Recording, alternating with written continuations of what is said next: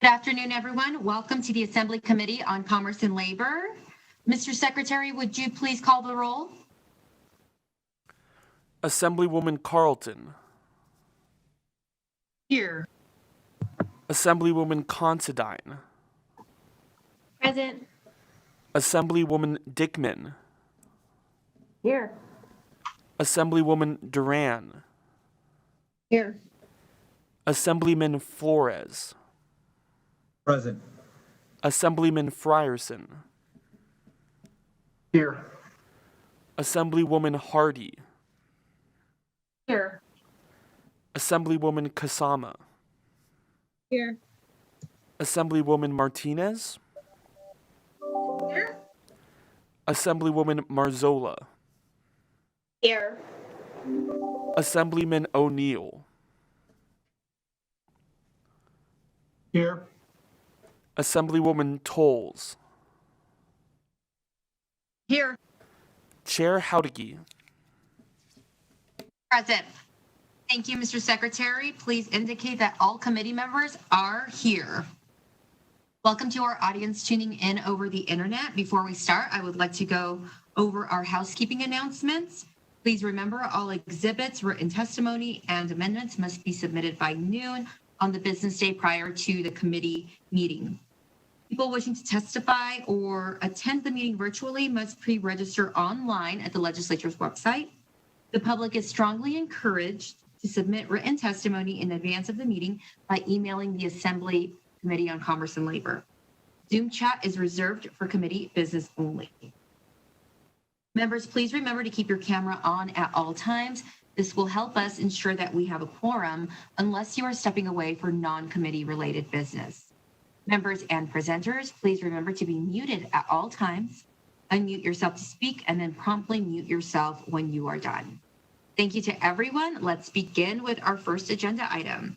And this is meeting number 1 for today, and we have 3 bills on our agenda. I would like to let everyone know how I will be taking those bills. We will be starting with Assembly Bill 308, followed by Assembly Bill 332, and ending with Assembly Bill 382.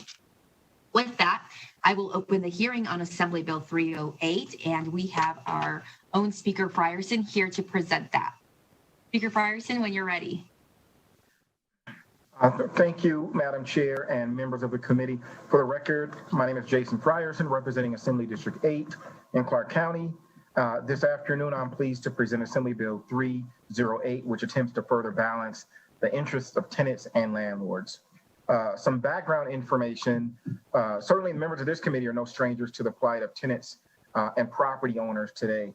Even before COVID-19, the influx of new residents and resulting increase in property values caused a shortage of affordable housing throughout the state.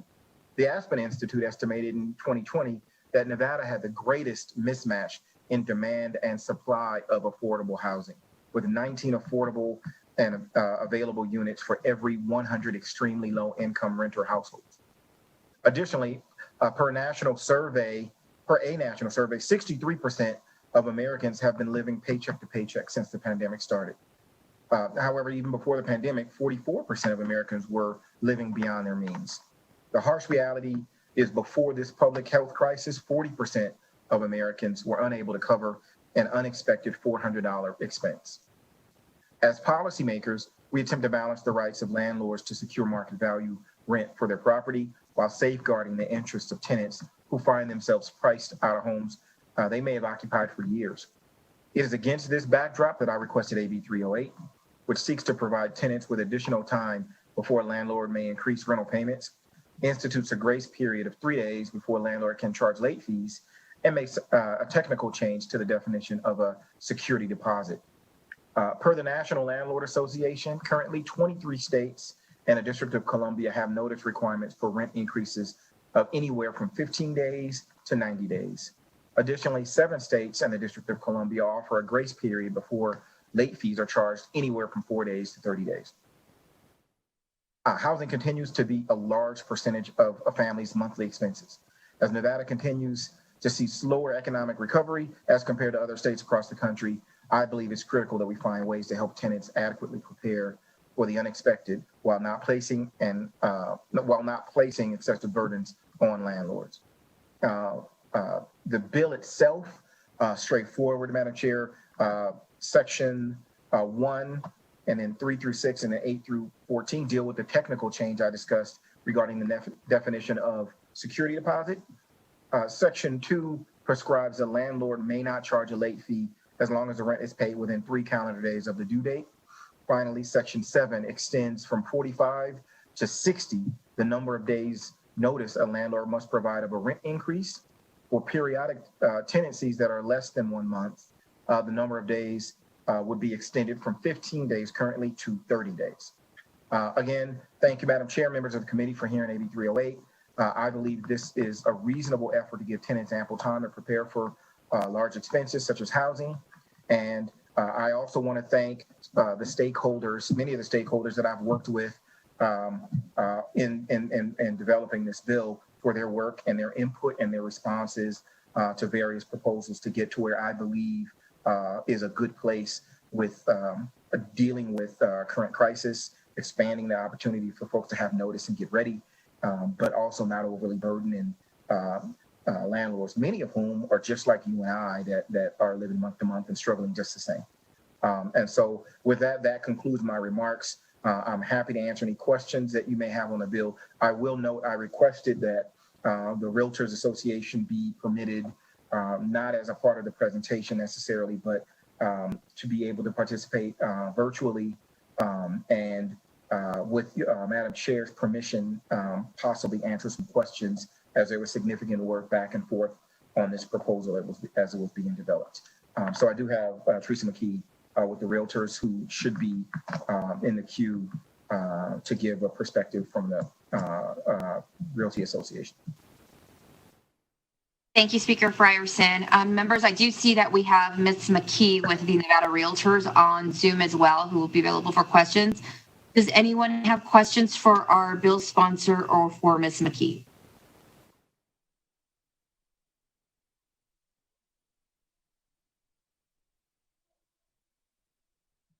Okay, Speaker Frierson, would you like Ms. McKee to give any remarks? Or that would be great. With your permission, Madam Chair, if Ms. McKee could provide her testimony. I wanted her to be available to answer questions, but I also didn't want to deprive her of the opportunity to offer her testimony just the same. Ms. McKee, when you're ready, the floor is yours. Thank you very much, and I will be brief. Good afternoon, Chair Houdegy and members of the committee. My name is Teresa McKee. I'm CEO of Nevada Realtors, and today I'm speaking in support of AB 308 on behalf of the more than 18,000 members of Nevada Realtors. We advocate both on behalf of landlords and tenants, as those parties both constitute the clientele of our Realtor members. We'd like to thank Speaker Frierson for bringing forward this important piece of legislation. This bill, we feel, creates a more balanced and transparent approach to landlord-tenant issues than what we have faced in a lot of the other bills, both last session and this session. Existing law provides that a landlord may charge a late fee for the late payment of rent that doesn't exceed 5% of the amount of the periodic rent. The bill then provides that the late fee may not be charged until at least 3 calendar days after rent is due. And further, that the bill provides that an increase of the time that a landlord must give a tenant of the notice of the increase of rent from 45 days to 60 days. Most of our property managers and landlords are very transparent with the tenants and have great relationships with the tenant. And most of these issues are not a problem for most tenants and most landlords. But we know there are some landlords who are not as transparent and may not have that kind of relationship with their tenants. Both of the time periods proposed would now require such transparency from all landlords in a way that is fair and equitable to both landlords and tenants. And we are in full support of this piece of legislation as drafted, and we really appreciate your time today. Thank you. Thank you, Ms. McKee. And it does look like we have a question from a member, so I'm going to go to Assembly Member Considine. Thank you very much, Chair, and thank you for the presentation in this bill. I just wanted to make sure, just get it on the record, that when you're talking about raising the rent, that can't be done, the rent cannot be raised during the term of the lease. So if the rent was going to be raised, they might have to do it 60 days prior to the end of the lease, but they cannot raise the rent during a lease that says how much the rent is, correct? That's correct. And most often issues like that are handled within a contract as well. That at the end of the contract, it's clear in the contract that the rent could be raised at that point only. Thank you very much. Appreciate it. Thank you. And that was Teresa McKee with the Nevada Realtors for our secretary. Members, any other questions? Assemblymember Kasama. And then Ms. McKee, if you answer the question, would you just identify yourself for the record? It just helps our secretary when taking minutes. Thank you. Yes, thank you, Speaker Frierson and Chair and committee members. I just wanted to say that this seems very reasonable. I'm already doing it in practice. Nothing here changes what I've already done. I think it's good to provide people with ample notice, and so I think that this is reasonable and I can support this. Members, any other questions?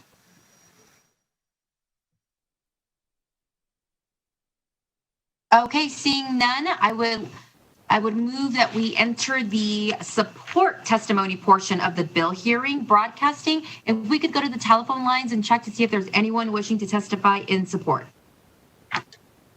Yes, Chair. To testify in support on AB 308, please press *9 now to take your place in the queue.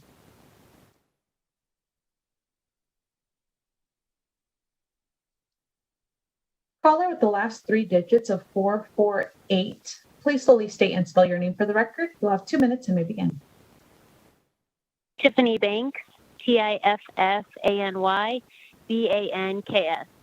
Good afternoon, Chair Housekeeping and members of the committee. My name is Tiffany Banks, and I'm General Counsel for the Nevada Realtors. Today I'm speaking in support of AB 308. We would like to thank Speaker Frierson for bringing forward this important bill with such reasonable language. Mom and pop landlords have been hammered through no fault of their own from this pandemic and the governmental moratoriums that have been put in place. They still need to make their mortgage payments, HOA payments, and pay their taxes.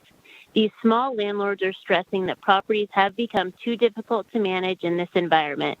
We know and are experiencing the great influx of out-of-state buyers moving to Nevada and buying these properties as owner-occupants from exhausted landlords, which in turn is reducing the number of available rentals for tenants. This is a bill that our landlords and property managers can support, and our association is committed to strongly encouraging our members, property managers, landlords, and tenants to work together during these trying times, and we will continue to do so. Thank you again, Speaker Frierson, Chair, and members of the committee.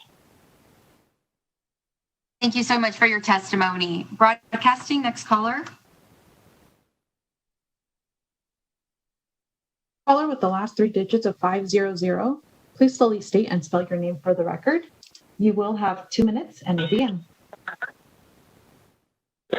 Good afternoon, Madam Chair and members of the committee. For the record, Dan Morgan, DAN, MORGAN, CEO of the Builders Association of Northern Nevada. The Builders Association represents more than 600 members, of which more than 100 are builders and developers of single-family and multifamily residential communities throughout Northern Nevada. We appreciate and commend Speaker Frierson for his tireless work on behalf of all Nevadans and appear today in support of AB 308. AB 308 clarifies and further defines certain important aspects of the financial relationship between tenants and landlords. I thank you all for your time today and thank you for your service to our great state. Have a wonderful afternoon. Thank you so much for your testimony. Broadcasting, next caller, please. If you recently joined the call and would like to testify in support on AB 308, please press *9 now to take your place in the queue. Again, please press *9 to take your place in the queue. Caller with the last three digits of 232. Please slowly state and spell your name for the record. You'll have 2 minutes and may begin. Thank you, Chair and members of the committee. For the record, my name is David Dazlich, D-A-Z-L-I-C-H, Director of Government Affairs for the Vegas Chamber.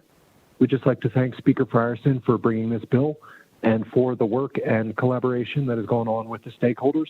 We believe this finished product is a very thoughtful and measured bill that will have significant effects that will positively benefit Nevada's renters as well as landlords. We're in support and urge passage of AB 308. Thank you. Thank you, Mr. Daslick, for your testimony. Broadcasting, next caller.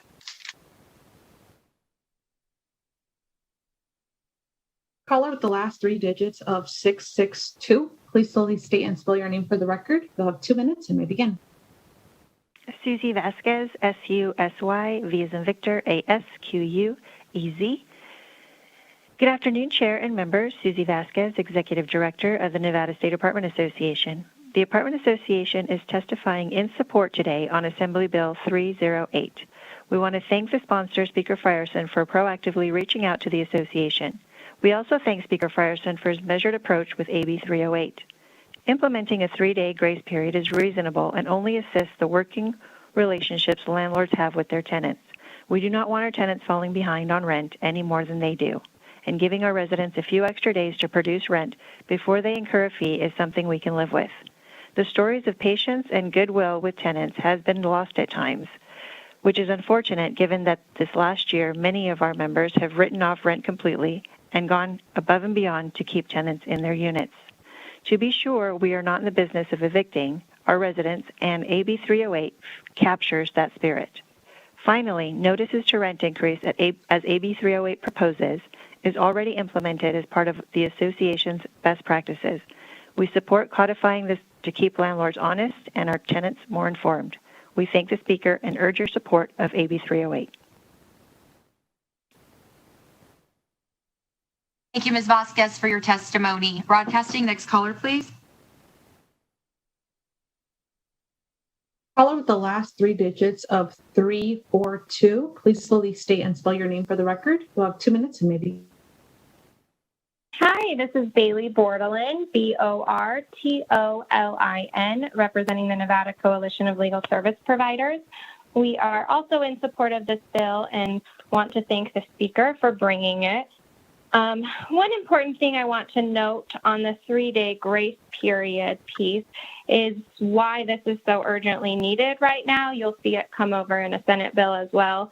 Because after some tenant protections were passed last session, it was well documented in the Review Journal that in order to recoup additional profit that landlords may not have been able to continue to receive due to protections being passed, there were thousands of notices that were sent out by property managers across the Las Vegas Valley attempting to unilaterally and illegally change leases that were in place to no longer offer the 3-day grace period that was a customary practice. So, of course, you can't do that unilaterally, and we were able to legally put a stop to that. But as leases then were expired and renegotiated, landlords were, in retaliation, no longer offering that grace period. And it's particularly important for our members of our community who pay their rent off of Social Security, which often comes on the 3rd of each month. So tenants who had always reliably paid when that Social Security check came in on the 3rd day,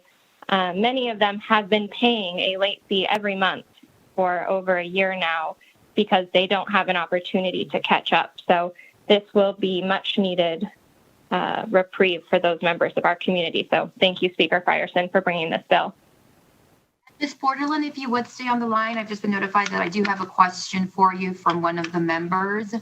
Assemblymember Considine, do you have a question for Ms. Bordelin? Yes, thank you, Chair, and thank you for letting me ask this question at this point. So in the reading of the bill, I guess I'm somewhat sure, but I just wanted to ask. So does this three-day grace period, does this also count towards like the weeklies, or does not include the weeklies, or the places where people are staying like 2 weeks, 1 week, 5 times, etc.?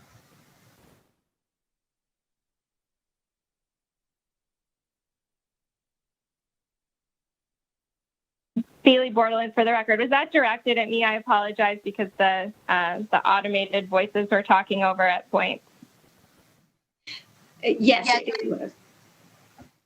Okay, thank you. Bailey Bordelon, for the record, representing Nevada Coalition of Legal Service Providers. The way that I read this bill, it would not apply to weekly rentals, but I think that's a policy choice that could be considered, as it's a practice we often see there as well. Thank you. Thank you, Ms. Borderland, for staying on and answering the question. Okay, I'll do a quick check. Members, any questions? Okay, thank you, Ms. Borderland. Broadcasting, if we could go to the next caller, please.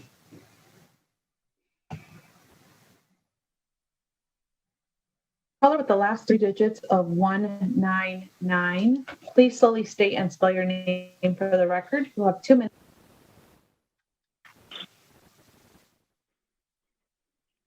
Good afternoon, Chair and members of the committee.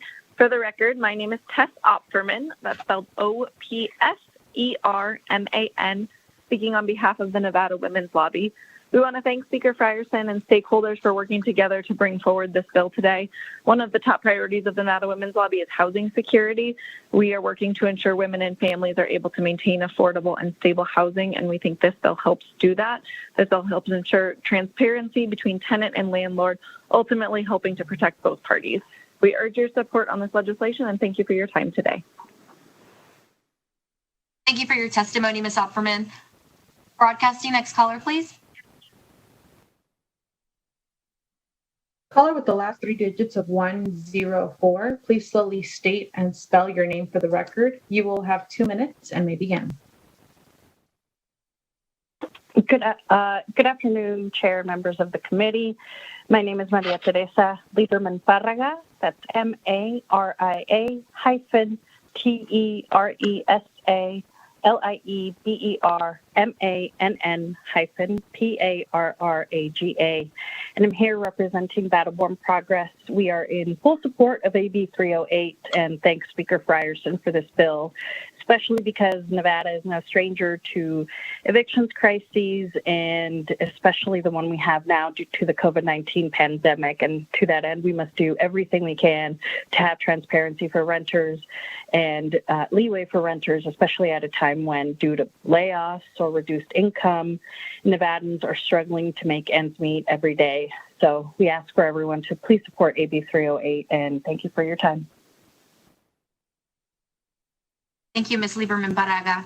Broadcasting, next caller, please. If you recently joined the call and would like to testify in support on AB 308, please press *9 now to take your place in the queue. Again, please press *9 to take your place in the queue. Caller with the last three digits of 419, please slowly state and spell your name for the record. You'll have 2 minutes and may begin. Thank you, Chair and members of the committee. My name is Benjamin Challoner. That's BenjaminChallonor. And I am the Policy Director for Faith in Action Nevada. We are here in support for AB 308, and we'd like to thank Speaker Frierson for bringing this bill. As one of the previous speakers had noted, the 3-day grace period will definitely help those who are on a fixed income, in particular those who are dependent on Social Security. As she had noted, they often get their payments after the first, and this will make sure that they're not paying any additional late fees on that. Thank you so much for your time. Thank you, Mr. Challoner. Broadcasting, next caller, please. Caller with the last three digits of 777, please slowly state and spell your name for the record. You'll have 2 minutes and may begin. Good afternoon, Chair and members of the committee. For the record, my name is Ben Innes. That is BENINESS. And I'm a social work intern with Progressive Leadership Alliance of Nevada, here in support of Assembly Bill 308. Families across the state are experiencing rent increases that are forcing them out of their homes and communities with little notice. Finding a new affordable apartment near their current home is a serious challenge in our state's highly competitive housing and rental markets. According to the American Community Survey, in 2019, almost 44% of Nevada households were renters, much higher than the national average of 36%.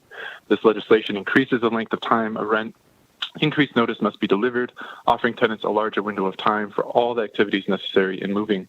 AB 308 also guarantees a tenant a 3-day grace period to pay rent. Tenants may occasionally need just a few extra days to pay their rent while they wait for the paycheck to be deposited, a check to clear, or for Social Security payments to arrive. AB 308 provides common sense changes to benefit tenants, and we urge your support. Thank you so much. Thank you, Mr. Ness, for your testimony. Broadcasting, next caller. Caller with the last 3 digits of 701, please slowly state and spell your name for the record. You'll have 2 minutes and may begin. Good afternoon, Chair and members of the committee. For the record, this is Mindy Elliott, representing the Reno Sparks Chamber of Commerce. We'd like to thank Speaker Frierson and the stakeholders who have developed this balanced approach for the policy that this represents. We urge your support of AB 308, and again, we'd like to thank Speaker Frierson for all of his efforts. Thank you very much. Thank you. Broadcasting, next caller. Chair, there are no more callers in support at this time.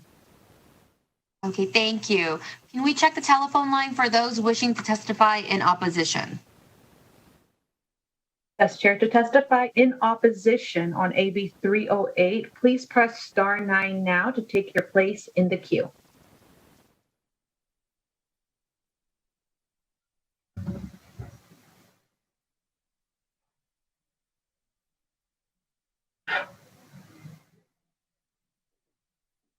Chair, there are no callers in opposition at this time. Okay, thank you. Can we check to see if there is anyone on the line wishing to testify in the neutral position? Yes, Chair, to testify in neutral on AB 308, please press star 9 now to take your place in the queue.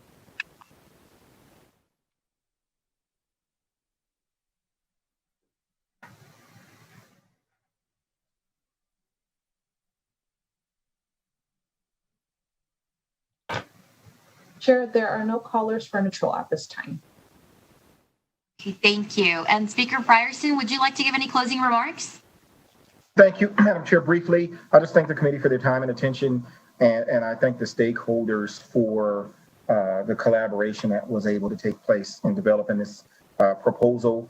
I was actually surprised at some of the stakeholders' willingness to come forward, and I really appreciate the direction and guidance about how this could impact various sides of the housing circumstances that we find ourselves in today, but I certainly believe that this bill will improve conditions for all sides.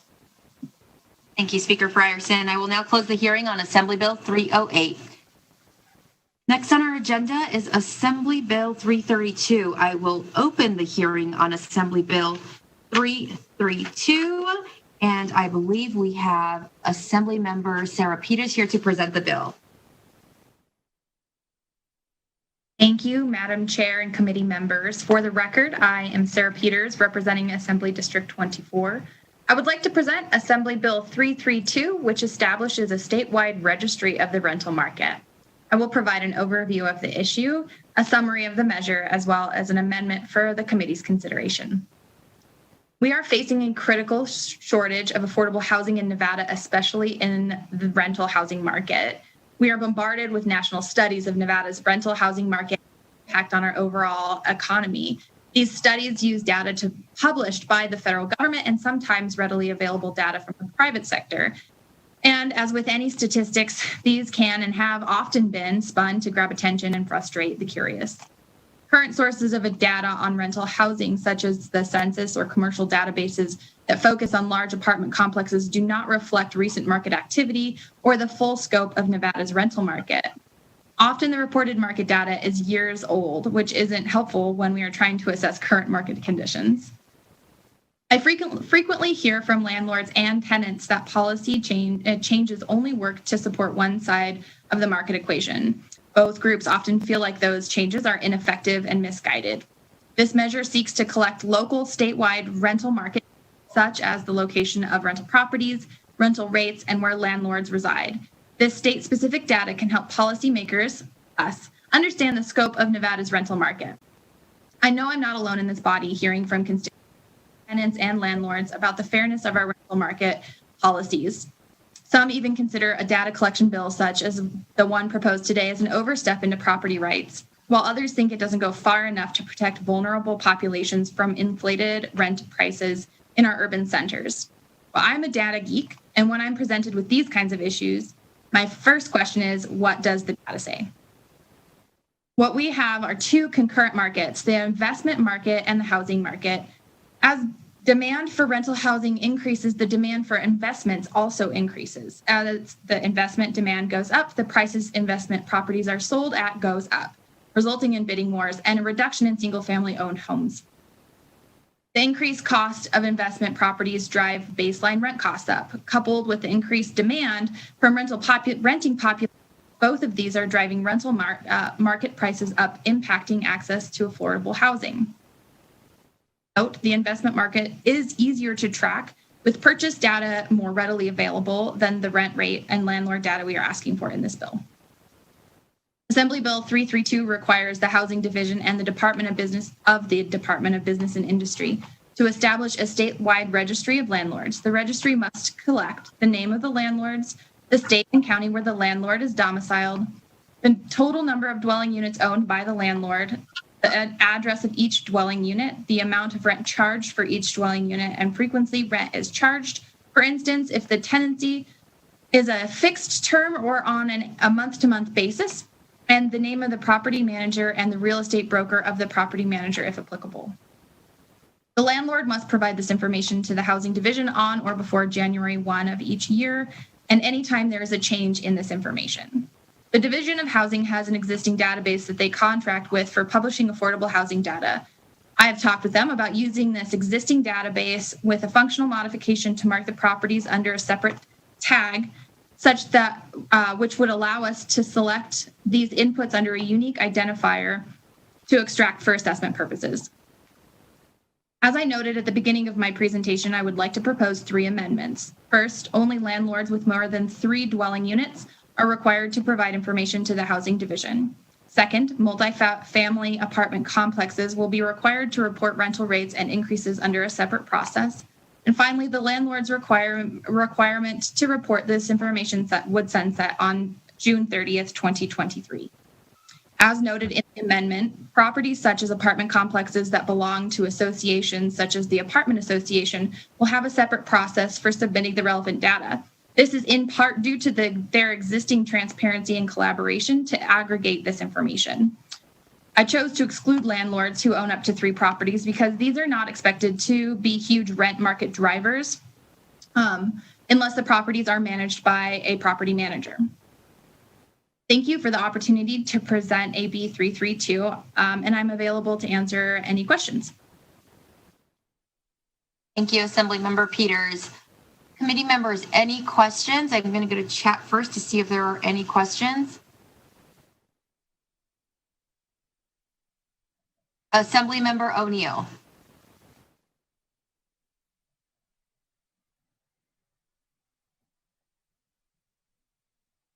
There. I was having trouble muting. Thank you, Chair. Assemblywoman Peters, I appreciate the bill. I appreciate what you're trying to do. I think I understand it. But that brings up the question I have. Why are we only going to have this bill in effect for 2 years? What do you plan to accomplish just in the 2 years?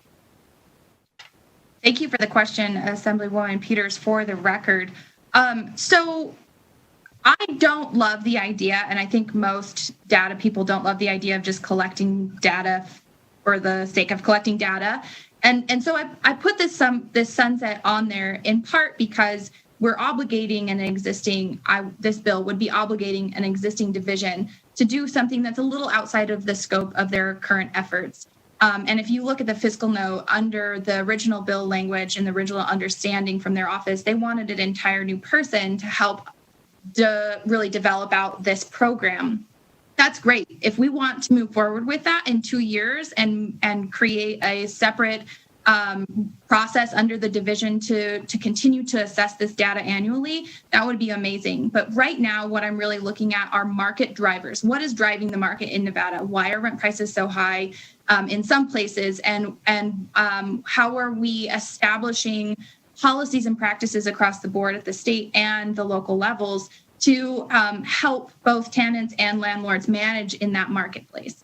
I think if we take a step back and look at the kind of 1,000-foot view of the market, 2 years gives us enough consecutive data of these markets to allow us to see trends, obvious trends. We may not be able to quantify it to the extent that it's applicable in the 2-year biennium past this sunset for dollar values, but we can use those trends to apply to what we expect to see in the next 2 years. I appreciate the answer and the information. Thank you. Thank you, Chair, for allowing me the time. Absolutely, Assemblymember O'Neill. We have a question from Assemblymember Kasama. Yes, thank you, Chair. Thank you, Assemblywoman Peters and the committee. So, I guess you kind of said there's a 2-year sunset on this, and the goal is to collect data.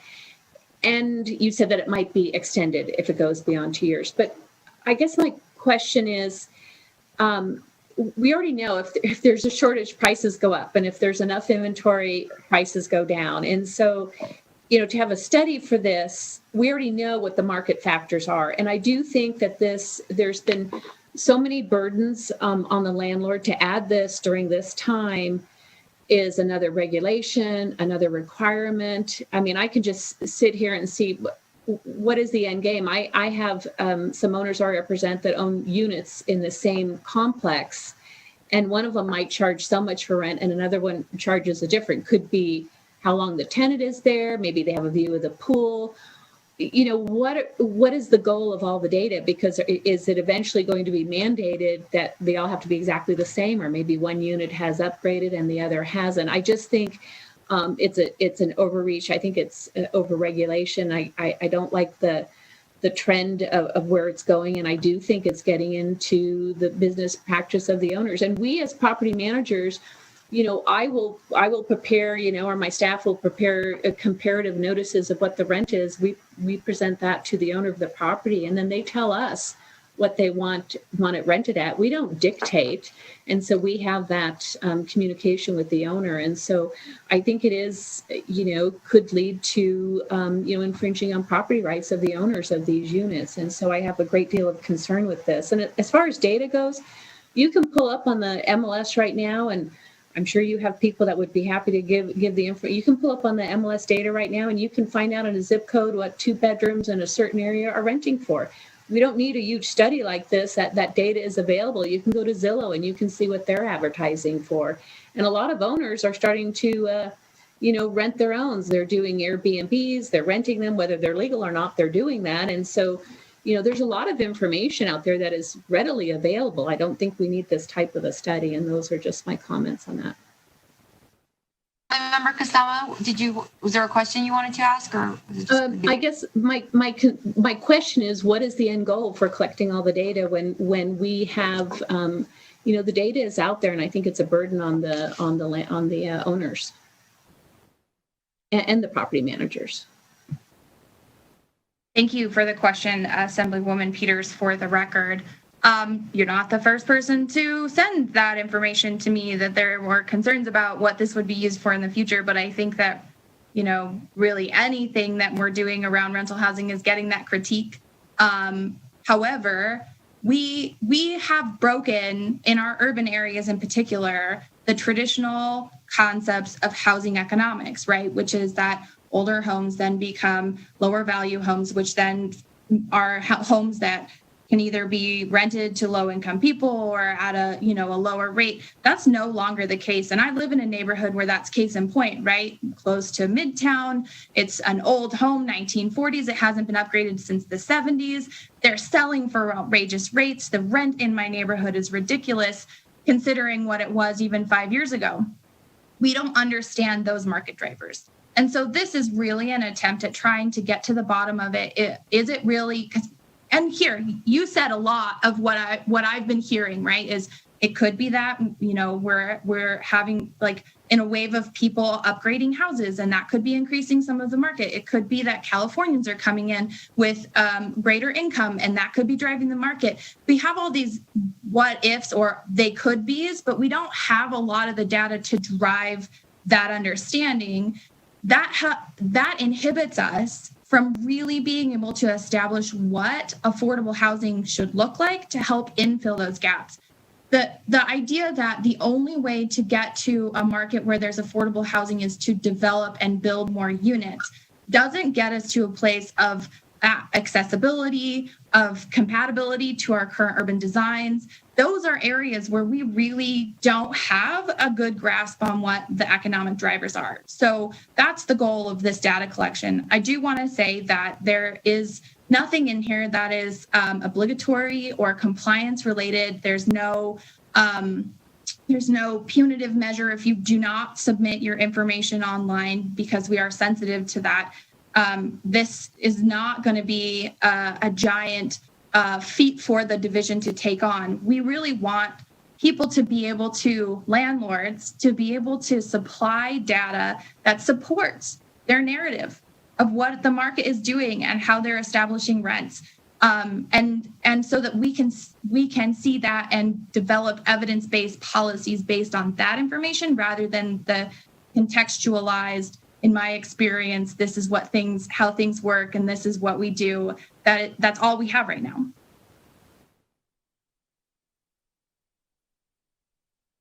Thank you. And Assemblymember Kusama, any follow-up? No, thank you. Okay, next we will go to Assemblymember Considine.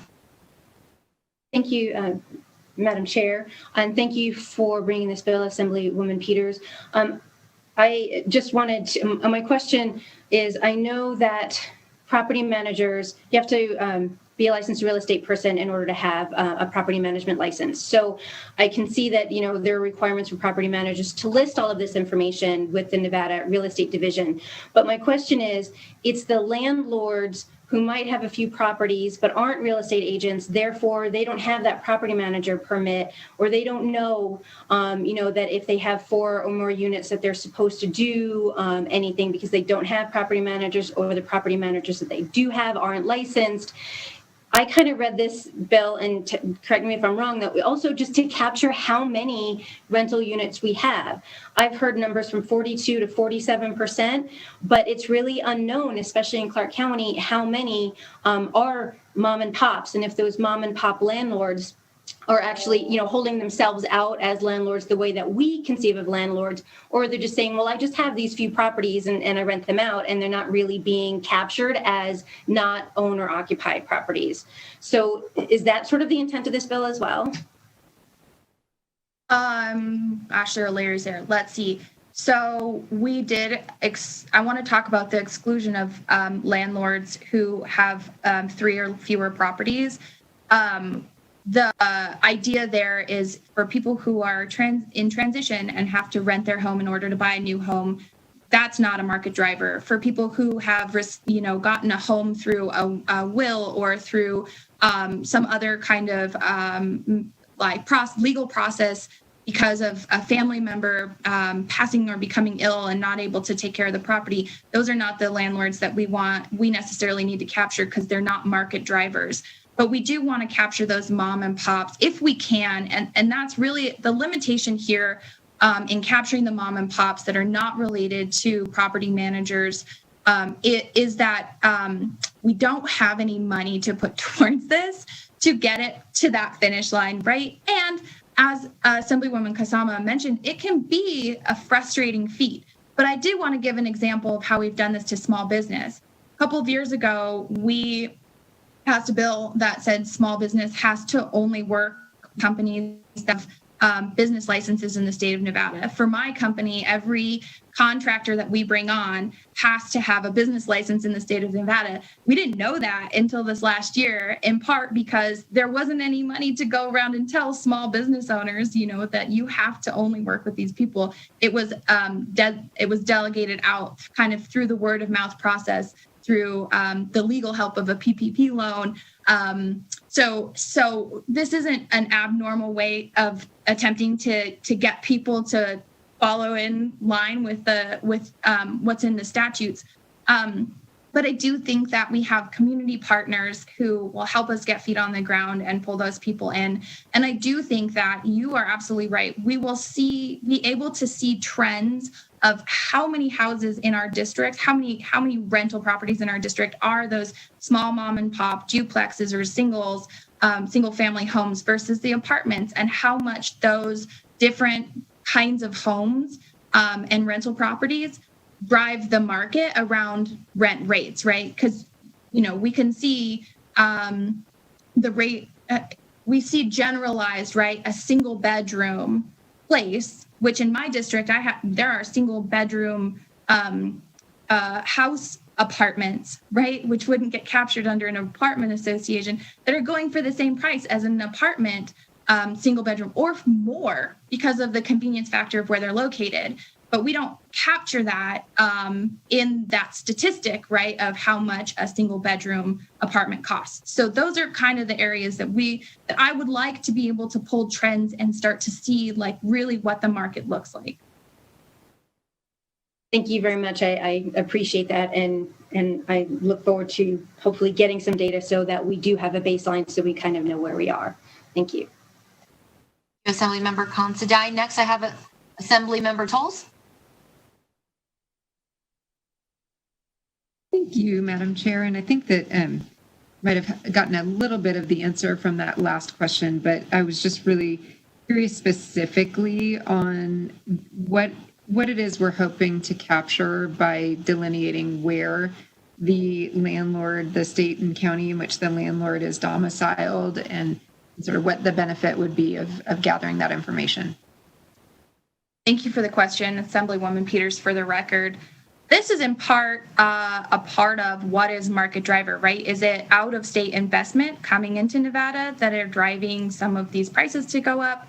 And are we seeing like more units held by people who don't live in the state of Nevada, in which case those dollars are not staying in the state of Nevada? That's, I think, important information to know about our housing market. Again, there's no decision being made based on this data. It is just really to inform us on what the market looks like and what's driving it. Thank you. Follow-up, Chair? Yes, Assemblymember Tolles.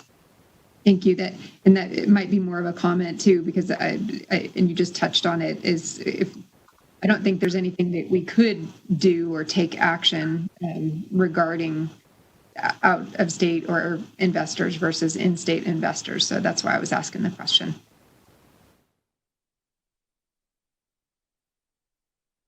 Thank you. Next, Assemblymember Hardy.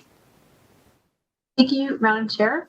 And so my question is about, so I understand who has access to the database. Is it just the housing division of the Department of Business and Industry? Is it landlords, property managers? Who would have access to this information?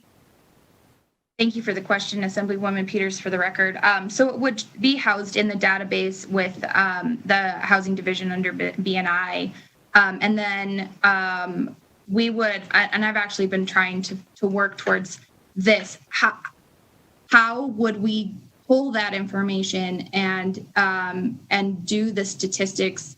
Right now, the Division of Housing doesn't have that capacity.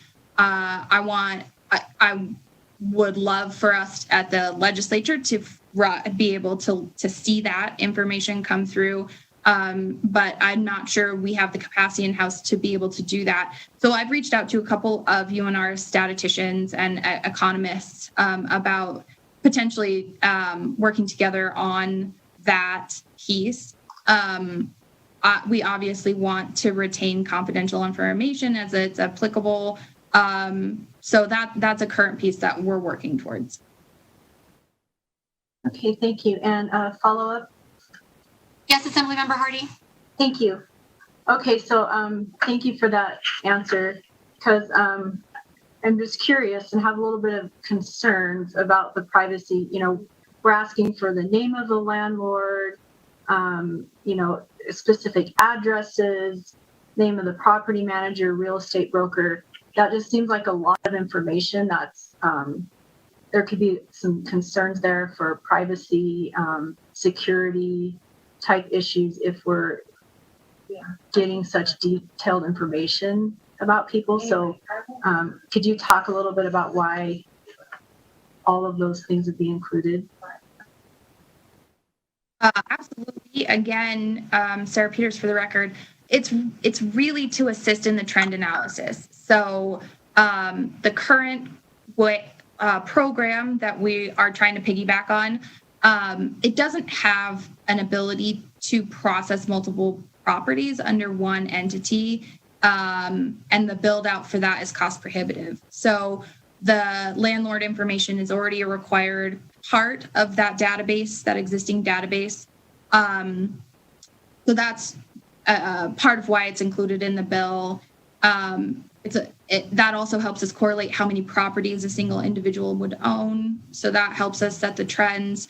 But I am very aware of the concerns around privacy. We feel that pressure regularly, right? So very attuned to that. The access to this data would not go beyond what the current access to the data is as it relates to personal information.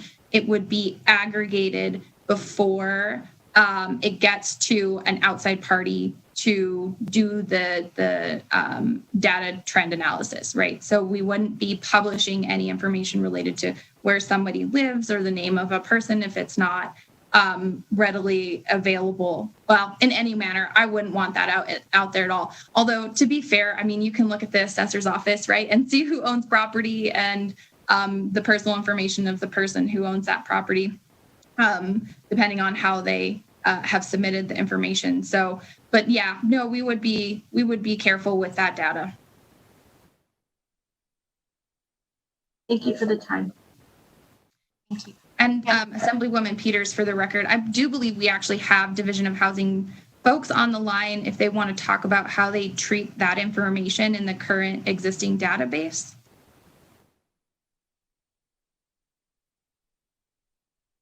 Good afternoon, committee. Thank you, Assemblywoman Peters. Steve Acroth, Administrator of the Nevada Housing Division, for the record. Currently, we contract our existing housing database with a national firm that really does this for a number of state housing finance agencies. To go back to the previous question, what we would need to do to ensure that confidentiality is held is to work with this agency and make sure that they're abiding by the state protocols that exist regarding personal information. Thank you, Mr. Acroth.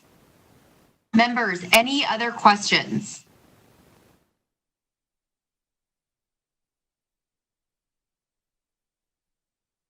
Okay, I do have a quick one for you, Assemblymember Peters. In the amendment section, there's a new subsection 3 in section 1 that just says, oh, no, I'm sorry. I was referring to the wrong section. There's a section here that says that a property management company cannot work with someone who is not reporting. How is there going to be an enforcement mechanism behind this? Thank you for the question, Assemblywoman Peters. For the record, no, and in part because at this point in time, we don't know we need the enforcement, right? It could be voluntary and we could get enough data for that voluntary effort to be fine. So at this point, no, we're not putting dollars and effort towards ensuring that that piece is complied with.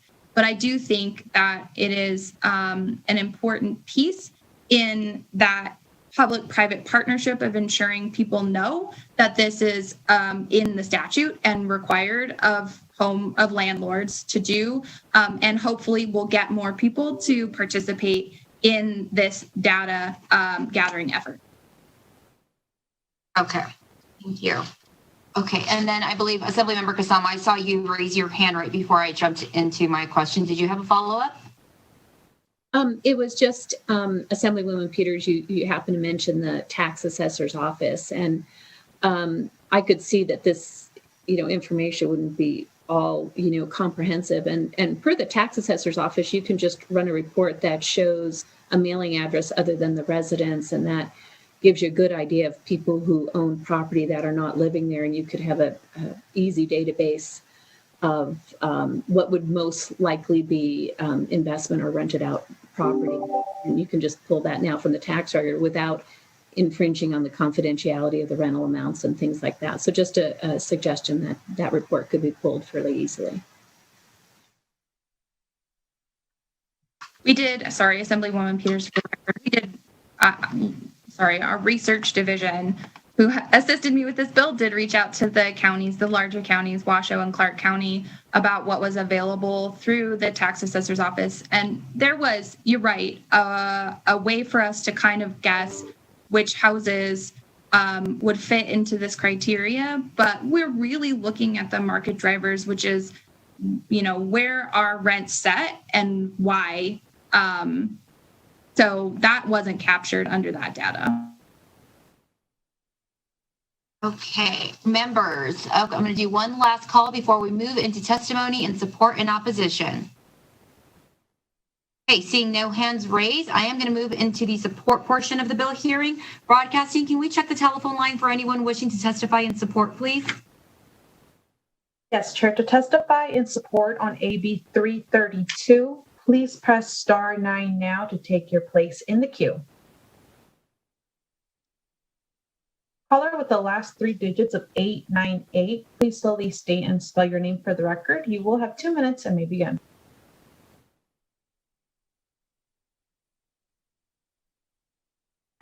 My name is Annette Magnus, and I'm the Executive Director of Battleborn Progress, Accountability for Landlords. There's always a comment or question that we should focus on bad actors and not innocent mom-and-pop landlords. AB 332 resolves that problem. Zillow is not the answer. What is in this bill is the answer. Today is Homelessness and Housing Awareness Day. Today and every day, we must take steps to protect Nevadans from landlords who are taking advantage of them. We've seen this throughout this pandemic. This is one of the best steps we can do to address that. We need a landlord registry in order to have better transparency and accountability and actually identify bad actors throughout the state. This is not an overreach. With all of the issues we have seen over the last year, this data is what we need to gather so we can start to address the real issues that exist in our markets in the state. This bill is a start and a baseline for that data so we can make better decisions about housing. Please support AB 332. Thank you. Thank you for your testimony, Ms. Magnus. Broadcast. Next caller, please. Caller with the last 3 digits of 777, please fully state and spell your name for the record. You'll have 2 minutes and may begin. Good afternoon, Chair, members of the community. For the record, my name is Ben Innes. That is BENINESS. I'm a social work intern with the Progressive Leadership Alliance of Nevada, here in support of Assembly Bill 332. Landlord registries promote safety, stability, and accountability in the rental market. They allow local authorities a simple way to identify and contact the owner of a property if necessary. Rental registration programs also help identify the full scope of our rental housing market. While we often hear anecdotal evidence that policies will have impacts on tenants or rents, we do not have the numbers to show this. Having this data will allow state and local officials to develop appropriate policy responses. We urge your support of this legislation. Thank you. Thank you for your testimony. Broadcast. Next caller, please. Caller with the last 3 digits, caller with the last 3 digits of 419, please slowly state and spell your name for the record. You'll have 2 minutes and may begin. Thank you, Chair. Again, my name is Benjamin Chalmer. That's BenjaminChallonor, and I'm the Policy Director for Faith in Action Nevada. We are here in support of AB 332.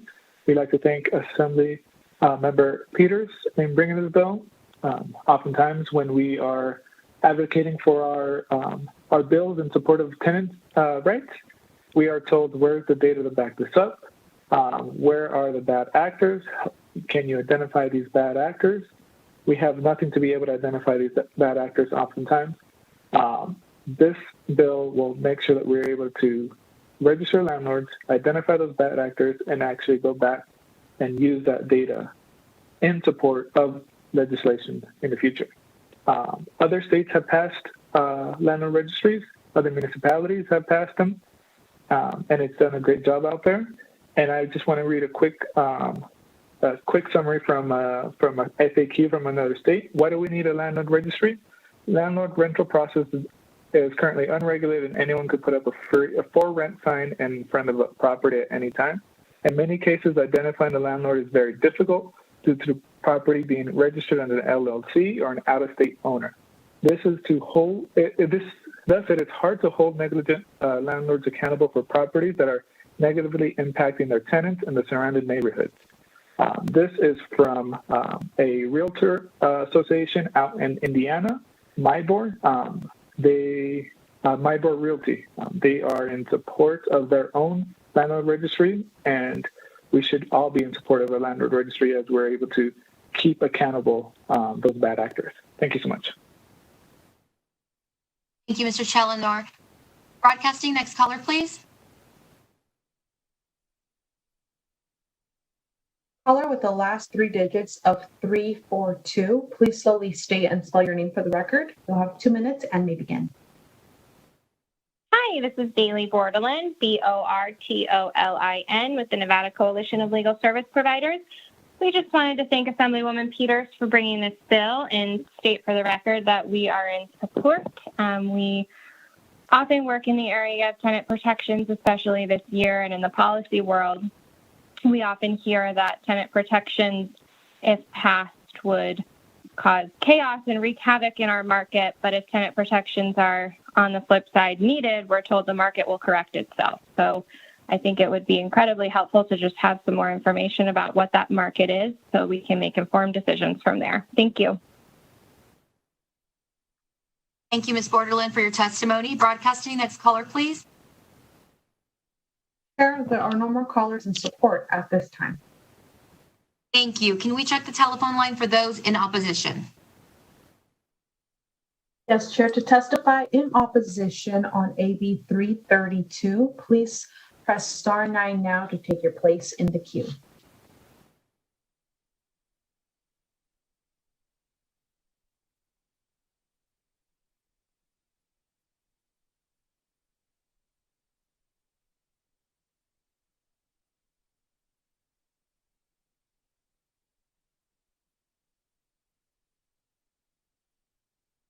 Chair, there are no callers in opposition at this time.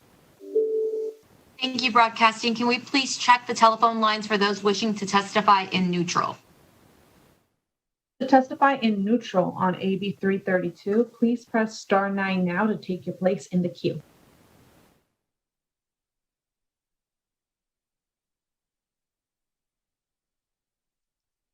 Caller with the last three digits of 485, please slowly state and spell your name for the record. You will have 2 minutes and may begin. Good afternoon, Chair and members. Mackenzie Warren with McDonald Carano, MACKENZIE, WARREN. I'm testifying on behalf of the Nevada State Apartment Association. We're testifying in neutral on AB 332. We want to thank sponsor Assemblywoman Sarah Peters for proactively reaching out to us, being with us on today's amendment, and for recognizing the collaboration that we bring as an association. Today's amendment is an excellent first step. We do have some concerns that rental statistics may quickly become stale just because these numbers are so dynamic in nature. And nonetheless, we're going to continue to work with the sponsor here. Primarily as a data-driven organization and one that strives to operate in the utmost transparency, we support rental rate information being made public. We see this as a positive. The more we know, the more we can adjust. As an association, especially over the last year, as Nevada tenants and landlords have weathered this pandemic and endured the eviction moratorium, The Apartment Association has routinely provided rental data to various counties, the governor's office, and really many of you legislators that sit on this committee were always a resource. If you have a constituent that lives in an apartment association community, we rush to get that information to you and hopefully make a change. We really appreciate this bill's push to make Nevada more transparent, which we think is critical in the battle to increase accessibility and affordability. And we'll continue the work on AB 332. Thank you, Chair. Thank you, Ms. Warren, for your testimony. Broadcasting, next caller, please. If you recently joined the call and would like to testify on neutral on AB 332, please press star 9 now to take your place in the queue.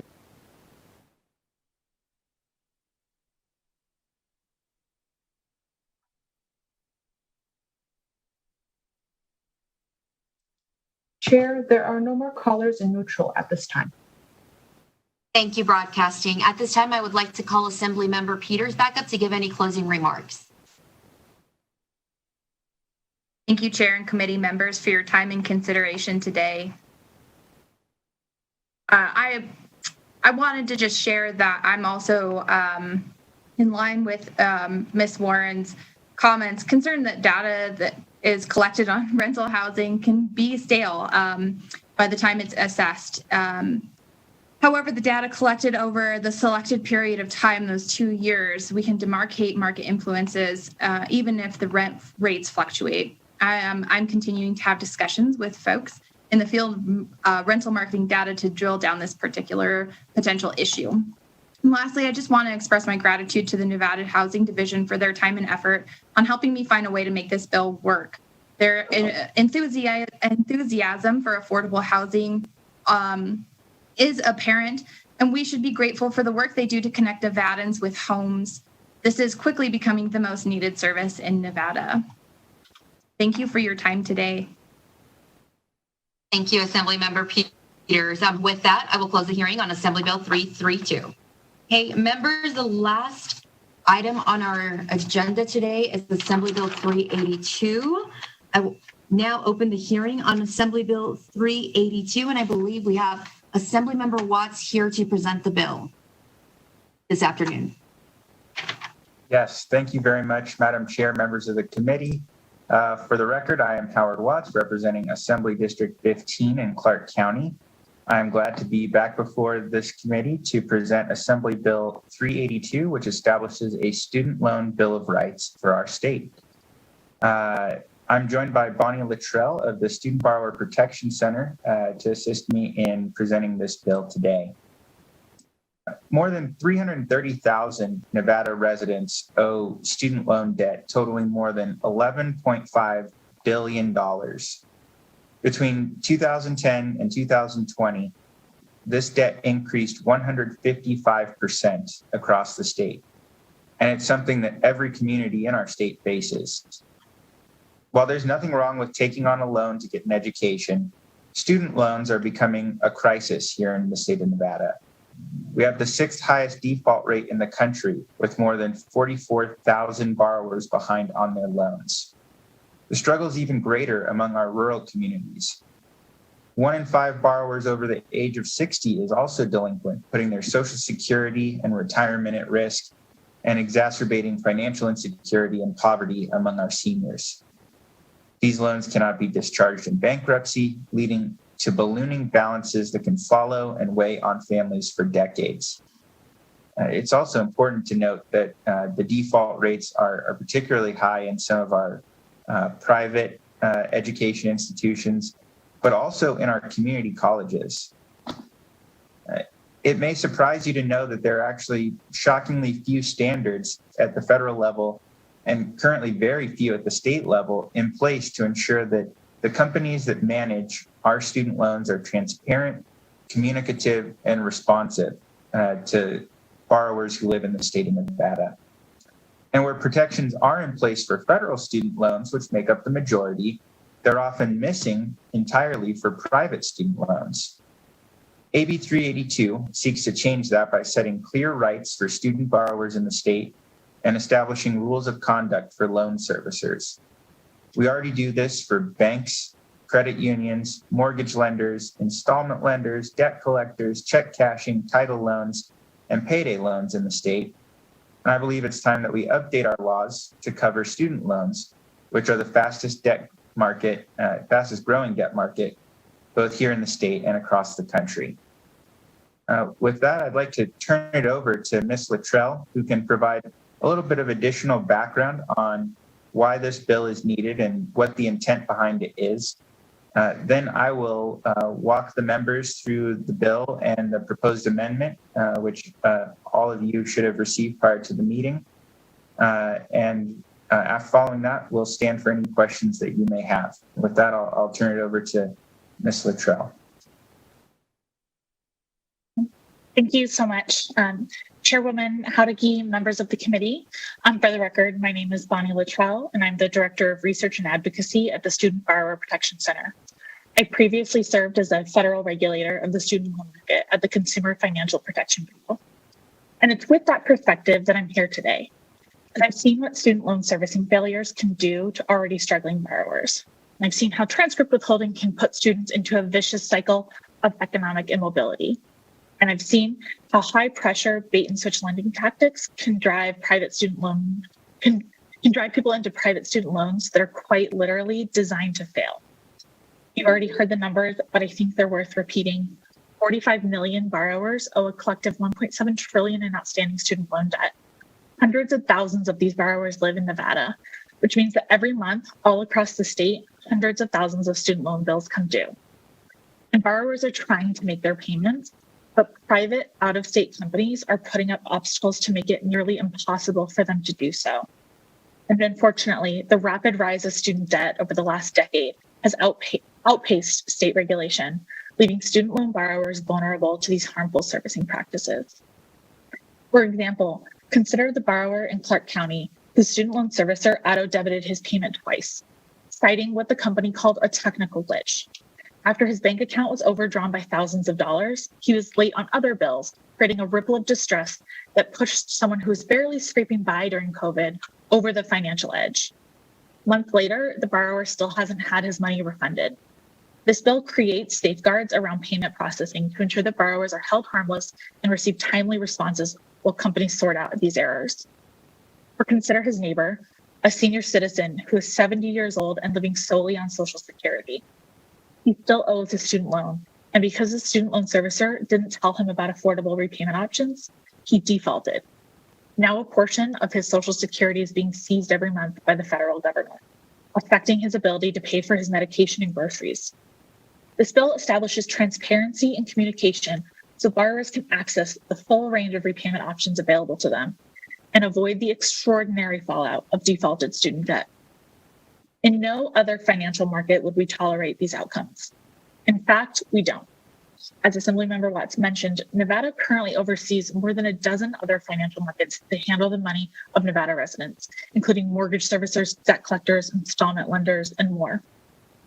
But again, the state law has simply failed to keep up with what is now the second largest class of consumer debt. This legislation changes that by replicating the approach to oversight that Nevada has already implemented across these other products. And it's important to make clear that this legislation is not about loan forgiveness. This legislation doesn't give anyone a free ride. This bill is simply about making sure that when more than 300,000 Nevadans go to make their student loan payment, they have the same rights that they would have if they were paying their mortgage or their credit card. This bill is modeled off of what is now law in more than a dozen states. An approach endorsed by both borrowers and the largest student loan servicer in the country alike. AB 382 creates strong rules of the road for the large out-of-state companies that are determining the financial future of your constituents. This bill ensures that Nevada residents can continue down the long road of economic recovery from the latest economic crisis by relying on their education for a path forward.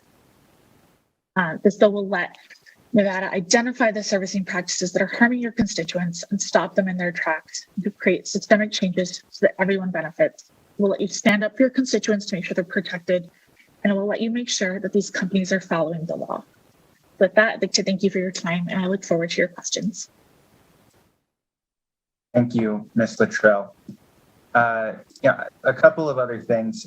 One thing I'd like to note is that This body in the 80th session in 2019 did take some additional steps to protect student borrowers. We were able to create the Office of the Student Loan Ombudsman within the Treasurer's Office to provide a single point of contact who can assist student borrowers in trying to negotiate the best terms possible. But without some of these additional consumer protections and without the integration of some of our other financial watchdogs, it makes it difficult for people that are experiencing some of the stories that Ms. Luttrell shared to access recourse and to address these problems. With that, I'd like to walk you through the bill. I know it has many sections, and I'll try and be relatively brief so that we can then turn it over to any questions that you may have. Sections 2 through 13 and Section 52 outline key definitions. Of note, Section 8 distinguishes private loans from other types of loans from banks and federal programs loaned through various institutions. Section 12 defines what a student loan servicer is, and that's what a lot of this focuses on. The federal government is the #1 lender, but they transfer the servicing, the managing of those loans day to day to another company. Section 13 defines the act of student loan servicing. Section 15 requires those engaged in servicing student loans, other than licensed banks and their wholly owned subsidiaries, to become licensed by the Financial Institutions Division, or FID. Sections 16 through 19 outline typical application and license requirements of applicants to the division that would apply to student loan servicers under AB 382. Includes an application fee, background checks, a bond, etc. And this aligns with how other entities are handled by FID. Section 20, exempt servicers that are engaged by the Federal Department of Education to service federal government issued student debt for many of the licensure requirements of the bill. The commissioner retains the authority to determine if the servicer is engaged in other types of loan servicing that would require full licensure. And what this does is ensures that the state isn't preempting the federal government and the standards for the servicers it contracts with. That said, they would still be held to the responsibilities and upholding the rights throughout the rest of this bill. The amendment to Section 21 changes the dates to allow for a better interstate cooperation between Nevada's FID and other state regulators, and specifies that a report be filed with FID by April 15th by each licensee, as is the best practice for other licenses overseen by the division.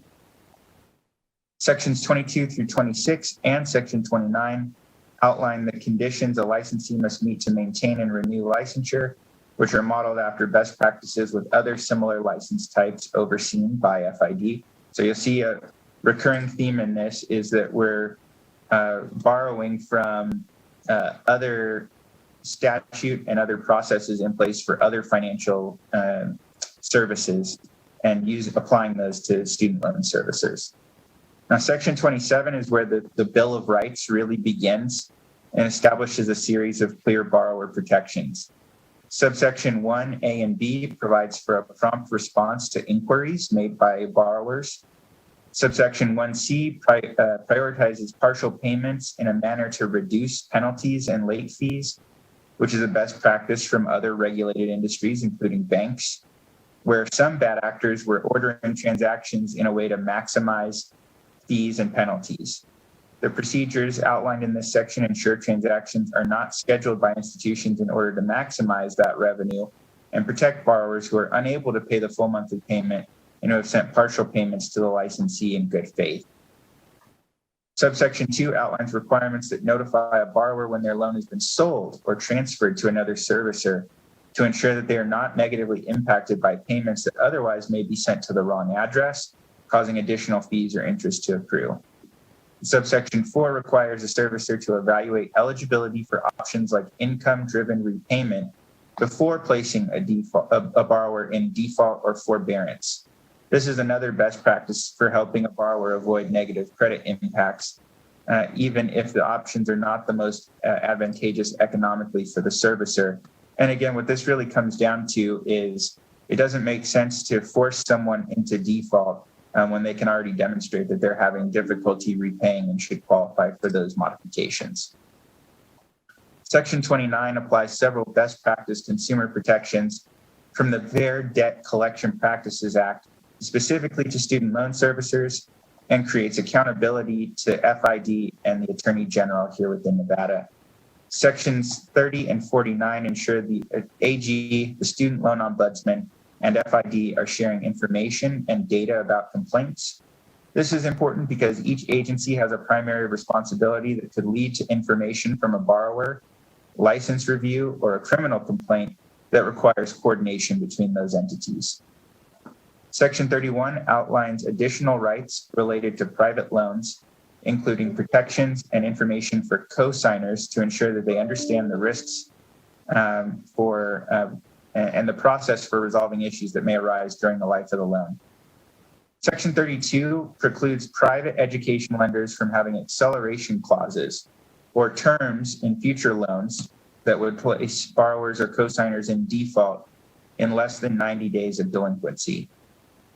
Section 33 protects service members who have become permanently or totally disabled and others who have permanent disability expected to result in death by requiring all efforts to monitor their disability status or collect on the private loan to cease. This is an existing protection for federal student loan borrowers. Section 34 requires that private lenders make borrowers aware of their rights and access to repayment options prior to refinancing an existing student loan. It's important that borrowers have ready access to all of their options when making these decisions, and this bill would ensure this happens every time Nevada borrowers are being offered refinancing. Section 35 clarifies that private education lenders cannot advertise or take actions like garnishment to enforce provisions that are not legal under sections 31 through 34 of the bill. Sections 36.5 of the amendment and 37 ensure that the FID is able to determine which license category or categories best apply to a business, ensuring that nothing in the bill precludes the commissioner from requiring a license under another statute and reaffirming FID's authority to call individuals forward for licensure or investigation. Subsection 4 of Section 37 includes standard language that allows FID to recoup investigatory and regulatory costs in the same manner as other license types pursuant to NRS Chapter 658. Section 38 further adds to the provisions of Section 37 to include authorization of the commissioner to pass through regulatory costs to licensees. Sections 44 and 45 authorize a private right of action of a borrower who has been negatively impacted by the violations of this act. Section 53 bans a post-secondary institution from withholding transcripts or services as a means of debt collection. Transcripts enable students to become employed or transition into their next academic program, which should ultimately help the student meet their financial obligations. This section does go on to authorize institutions to adopt rules around services that can be withheld for default. Section 54 outlines a transparency report for all post-secondary that correlates with data already being provided to the U.S. Department of Education and what, if any, problems have been identified that may guide the commissioner or policymakers to enhance oversight of this market. Section 55 codifies best practice restrictions around promoting or advertising specific financial products to avoid confusion for students about whether the product is an actual program or service offered by the institution, state, or federal agency. Sections 56 and 57 provide for key means of oversight and transparency for private vocational institutions. And Section 58 prohibits certain misleading behaviors around advertising and representation of vocational programs. This includes advertising in a manner that hides the total cost, representing themselves as an employer or official program of an employer. And these are bad acts that can ensnare desperate job seekers into unanticipated costs or experience other economic harm. And that's something that I think we particularly want to avoid as we look to recover from our economic situation. The remaining sections of the bill just make corresponding changes. And with that, thank you for allowing us the time to present and walk through the bill. And we'll now stand for any questions that members of the committee may have.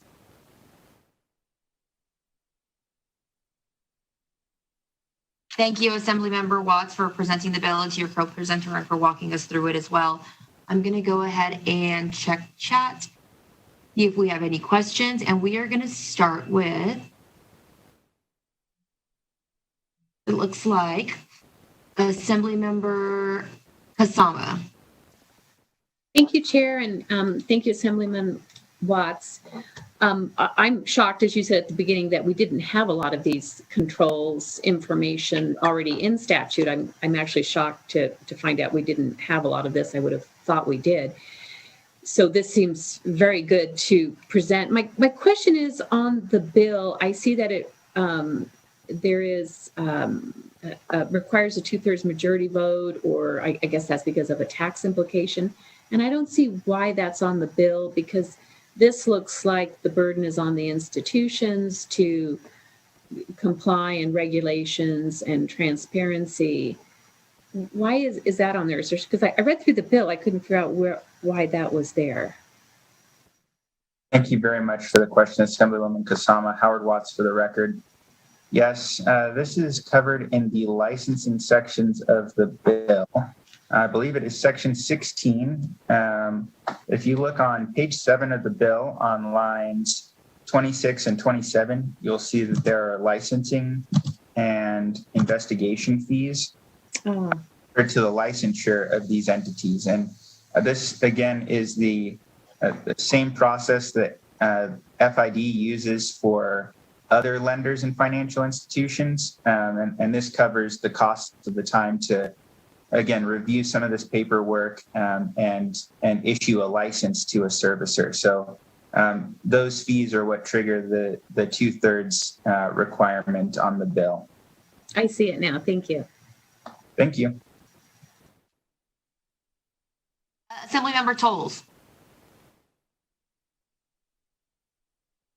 Yes, thank you, Chair, and thank you to the sponsor for having some conversations and dialogues before this hearing. And I want to ask a few of those questions so that we can, get that clear on the record. And then, if that's okay, Madam Chair, I have just a few quick questions, and then I actually have to go present a bill. So we'll see if I can. Hopefully, don't get called in the middle of it. So one of them was, I had a question as I read the bill that, the language specifically relates to each person. And I believe that standard language, my initial concern was, were we going to have each individual who acts as a servicer, a service provider, in other words, each individual employee of a company that acts as a service provider have to go through this extensive background check, CPA audit process, pay each of the individual fees. And I just wanted to get that clear on the record that that is not how that would apply. Okay, now I'm unmuted. Thank you for the question, Assemblywoman Tolles. Howard Watts. That's my cue that I have to go present a bill. So we will continue this conversation. But that is correct. I'll leave that with come back and watch. Hop over. So for the rest of the members, that is correct. This would regulate the institutions themselves, the businesses, not every employee within them. In fact, if you look in, I believe it's Chapter 604A that deals with check cashing services, title loan services, payday lending services.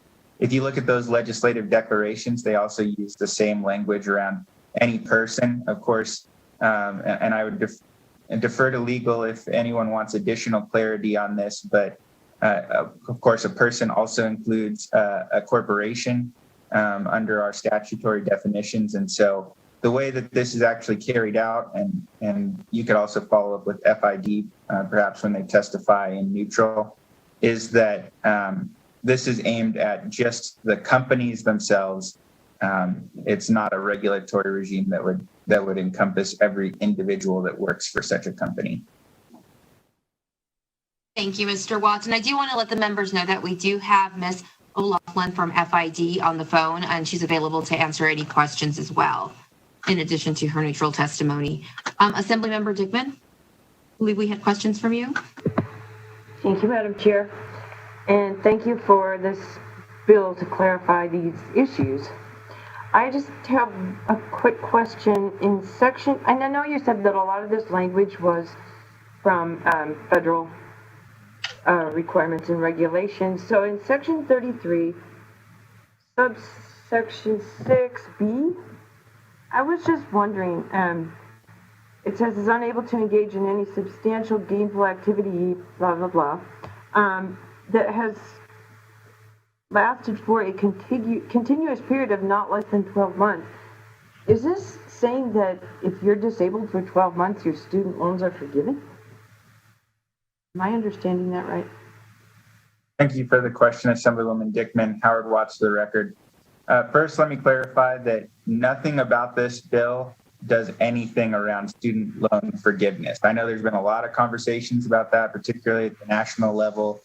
This bill does nothing to remove any borrower's obligations to repay the loans that they have incurred.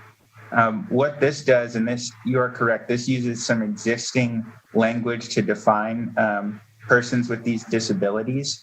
And again, if you had a federal student loan, you would actually already enjoy some of the protections from certain debt collection practices. This applies those same protections to private loans that are held by Nevada families. And so that's what this does, is it just makes sure that no matter who your student loan is from, that if you are a service member that incurs one of these disabilities, that you have the same protections from certain collection practices. But it does not eliminate the obligation incurred by the loan. Thank you so much. That helps a lot.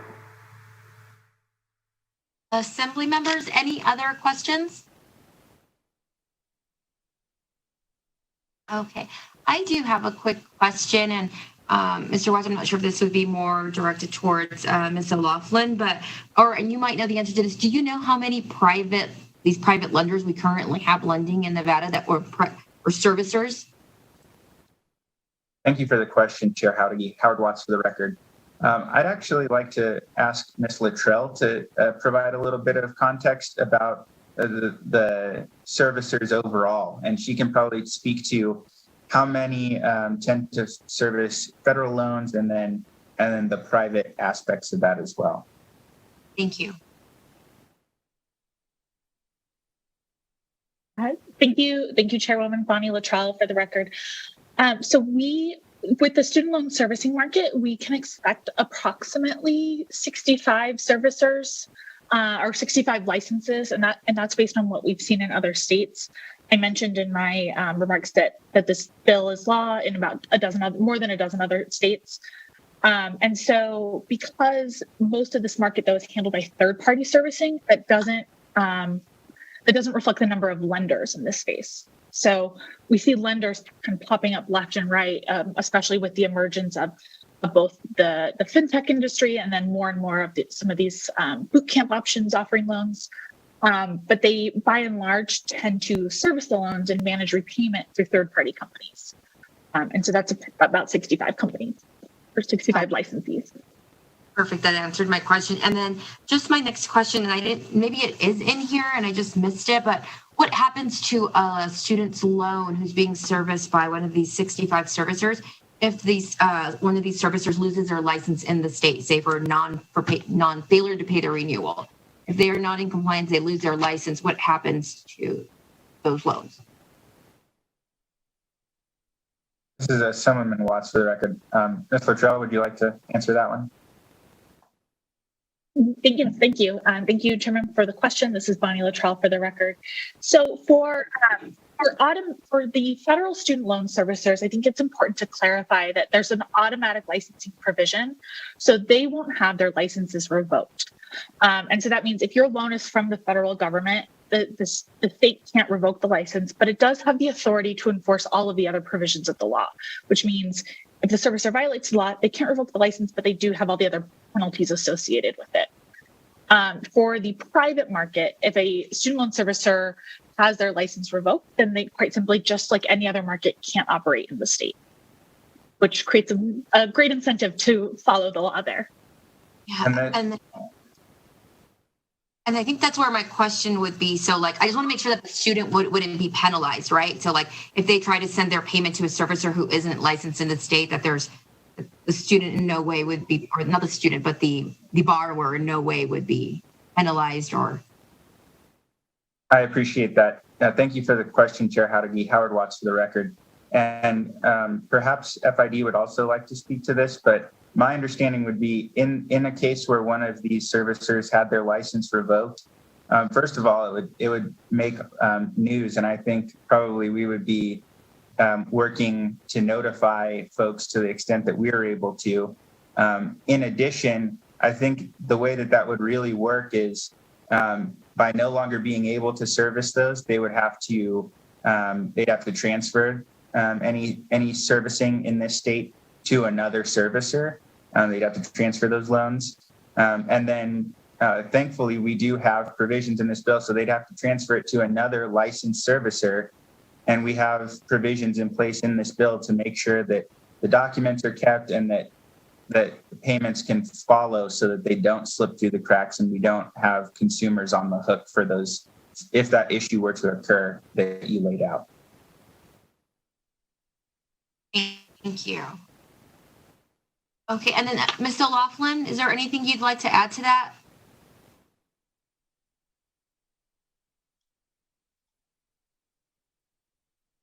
Good afternoon, Chair Howdeggy. I don't. I just have my neutral testimony. Okay. Thank you. Okay, members, seeing no other questions, I'm going to do Assembly Member O'Neill. Thank you, Chair. I think you said that this, or Mr. Watts, that this is in approximately 12 other states. Has the bill or similar legislation improved the collections or the fulfillment of student loans? Thank you for the question, Assemblyman O'Neill. Howard Watts for the record. Well, I would say this. I'd say that as this legislation has been enacted in various states, it has improved the practices of servicers in general. I think especially some of the larger institutions realize that this is the direction that things are moving in and have incorporated these as their own best practices. Some of them, frankly, had them before, and I want to recognize and appreciate that. So I think it really has led into some improvement. Of course, a dozen is not all 50 states, and it would be great to have, frankly, some comprehensive protections at the federal level. But until such a time as that happens, I think that it's important for us at the state to enact some of these protections. I would, if it's all right with the chair, ask Ms. Luttrell if there's any evidence that she would like to share as she's worked on some of these measures in other states. Thank you. This is Bonnie Luttrell for the record. Yes, it has been absolutely effective. We've seen states able to take through supervisory action efforts to remediate problems for student loan borrowers before it has to be referred to law enforcement. That saves the company a lot of money. It saves company, a lot of public news, and it's better for the state because borrowers can have problems solved before they even know there are account errors. And I would also add that this has been so effective that as the U.S. Department of Education is renewing its contracts with its own federal student loan servicers, it has explicitly incorporated requirements to comply with these bills, and it's looking to these bills as the basis for which the terms it's going to require. Thank you. Thank you for the time, Chair. Thank you, Mr. O'Neill, and thank you, Ms. Luttrell. Okay, members, seeing no other questions, I'm going to go ahead and move us into the support portion of our bill hearing. Broadcasting, can we go to the telephone lines to see if there is anyone wishing to testify in support? Testify in support on AB 382. Please press star 9 now to take your place in the queue.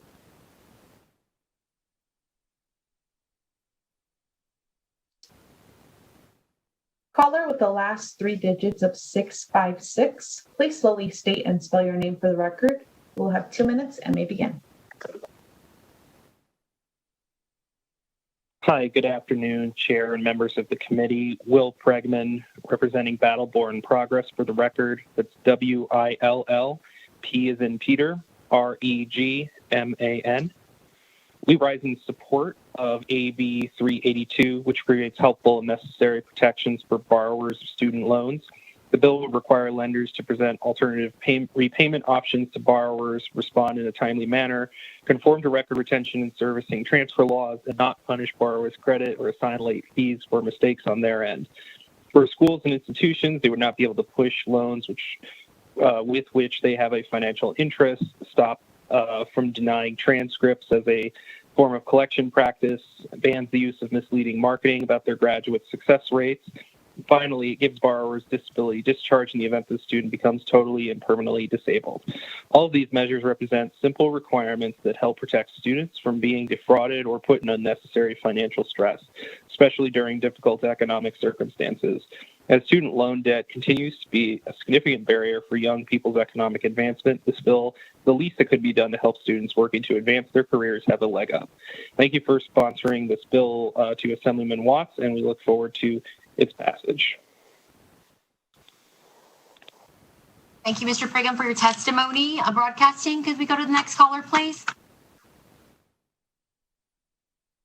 Caller with the last three digits of 036. Please slowly state and spell your name for the record. You will have 2 minutes and may begin.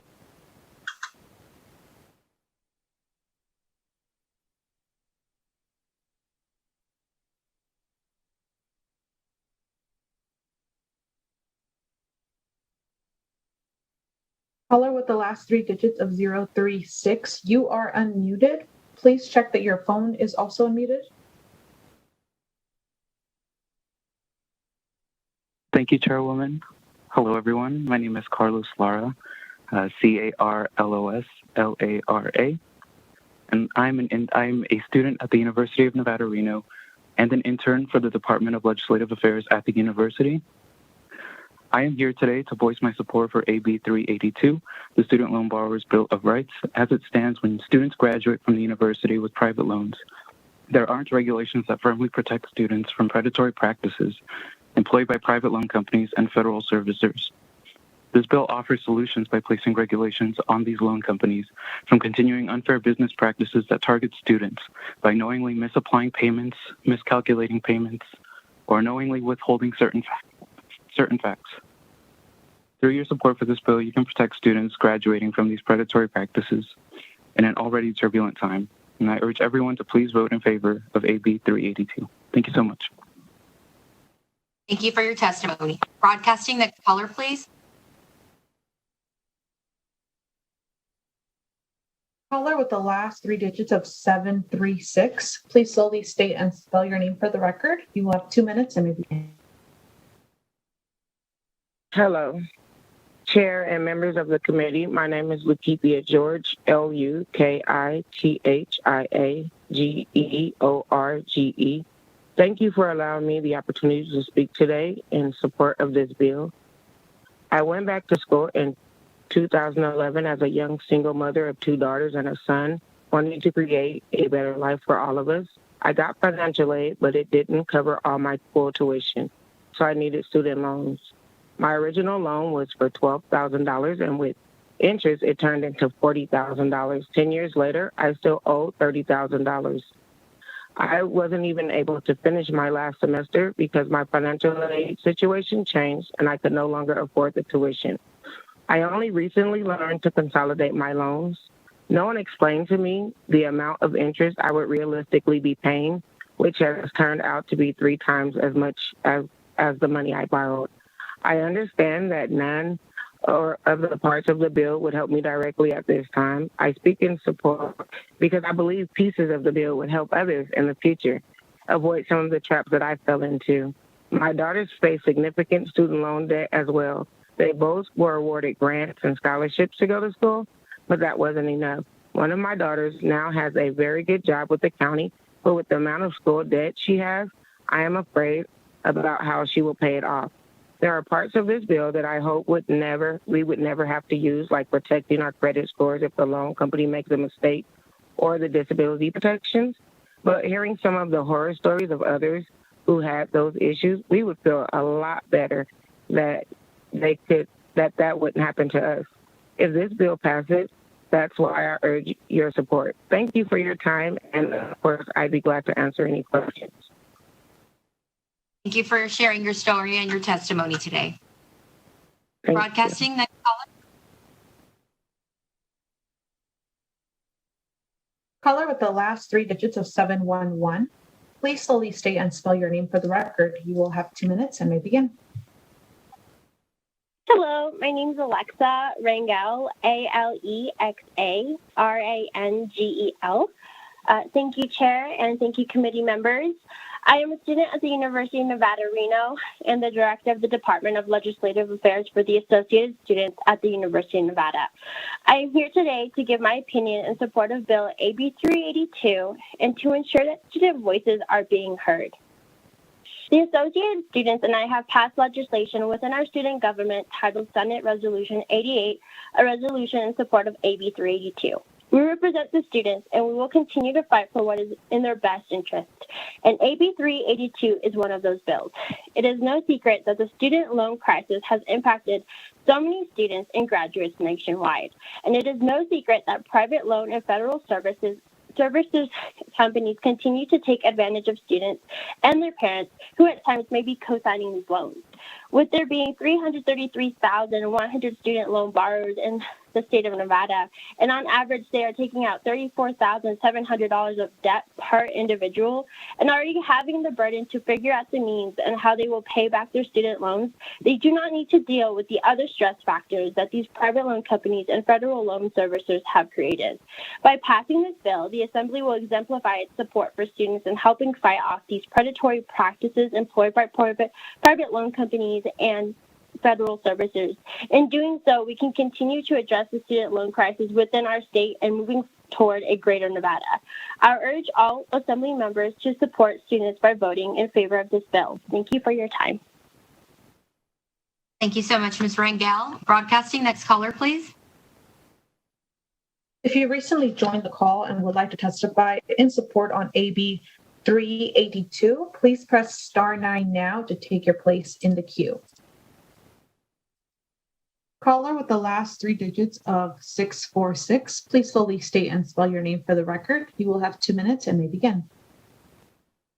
Good afternoon, Madam Chair and committee members. My name is Sequila Ankratok, Sequila Angkratok. I'm a former student with a bachelor's, a current student at UNR, and a veteran, calling to support to voice my support of AB 382, Student Bill Loan of Rights. As a 35-year-old, I have lived under a massive burden of student debt my whole adult life. Coming from a single-parent family, my parent did everything they could to see me pursue the degree I had wanted since I was a little girl. As is incredibly common, a large private loan company took advantage of their desperation, even though they had incredibly low credit scores and very few resources to pay in a reasonable amount of time. They offered them high-interest private loans to help me attend. Several of them I co-signed myself, completely unaware as a young person about interest rates and the effect these loans would have on us down the road. I also took out loans through my school, a private institution. Little did I know that the school would not let me receive the diploma I worked so hard to obtain over 4 years because I had not paid off my loans to them by the day I graduated. I walked that day with an empty diploma sleeve. It took me years to pay off, and I still have no diploma to show for it. My debt led me to major life decisions. I joined the military and served for 6 years, hoping to pay off my debt while serving in an important capacity, unsuccessfully. Working hard and sacrificing much, I have been extremely fortunate to have only ever missed one payment in 14 years without the help of my parent, and I was immediately penalized, affecting my credit. And the company still did not work with me to shift the burden of my co-signed loans from my parent completely over to me, despite her complete inability to pay. Please help protect students from predatory companies and private schools from the very students they claim to be bettering through education by supporting AB 382. This is a huge step towards helping students better navigate and pay off the student loans they take out to assure themselves for a better future. Thank you so much. Thank you so much for your testimony. Broadcasting, next caller. Caller with the last three digits of 252, please slowly state and spell your name for the record. You will have 2 minutes and may begin.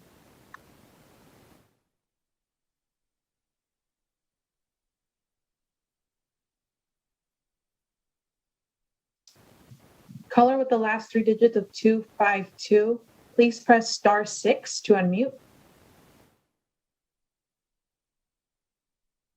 Hello, my name is Samantha Clements, SAMANTHACLEMENTS. Good afternoon, committee. Thank you for taking the time to hear out your constituents and allow me to speak today. My name is Samantha Clements. I am a student at the University of Nevada, Reno. I am also the policy analyst for the Department of Legislative Affairs as the Associated Students of the University of Nevada. I am here in support of AB 382. I, as a student that had to take out loans to go to college, find this bill incredibly important. When applying to college, I had a very serious decision to make. Either I took out student loans or I didn't get a higher education, and not getting a higher education wasn't an option. So at the age of 17, before I could even vote, I had to make the decision to go into debt. Don't get me wrong, I'm incredibly grateful for the ability to take out student loans and have a way in which I have the opportunity to go to college. But for many students, having to take a student loan out is reason enough to not go to college altogether. Having the protections that Assembly Bill 382 provides gives students like myself a sense of security that they will not be taken advantage of by student loan servicers following our graduation. I am not the exception or the only student who feels this way. I know many students who feel the exact same way. I know students who work full-time jobs for minimum wage because that felt like a safer option than going to college. It saddens me that young adults will give up their academic dreams because of a poorly constructed system. Students should not have to decide between struggling financially or getting an education and subsequently a better career. One's socioeconomic status should not define their ability to better themselves and become successful. Assembly Bill 382 makes this decision significantly less dichotomous and allows for students who may have believed that they were unable to get an education to do so, knowing that they can securely pay off their loans. I urge members of the Assembly to support Assembly Bill 382. Thank you. Thank you, Ms. Clements. Broadcasting, next caller. Caller with the last three digits of 309, please slowly state and spell your name for the record. You will have 2 minutes and may begin.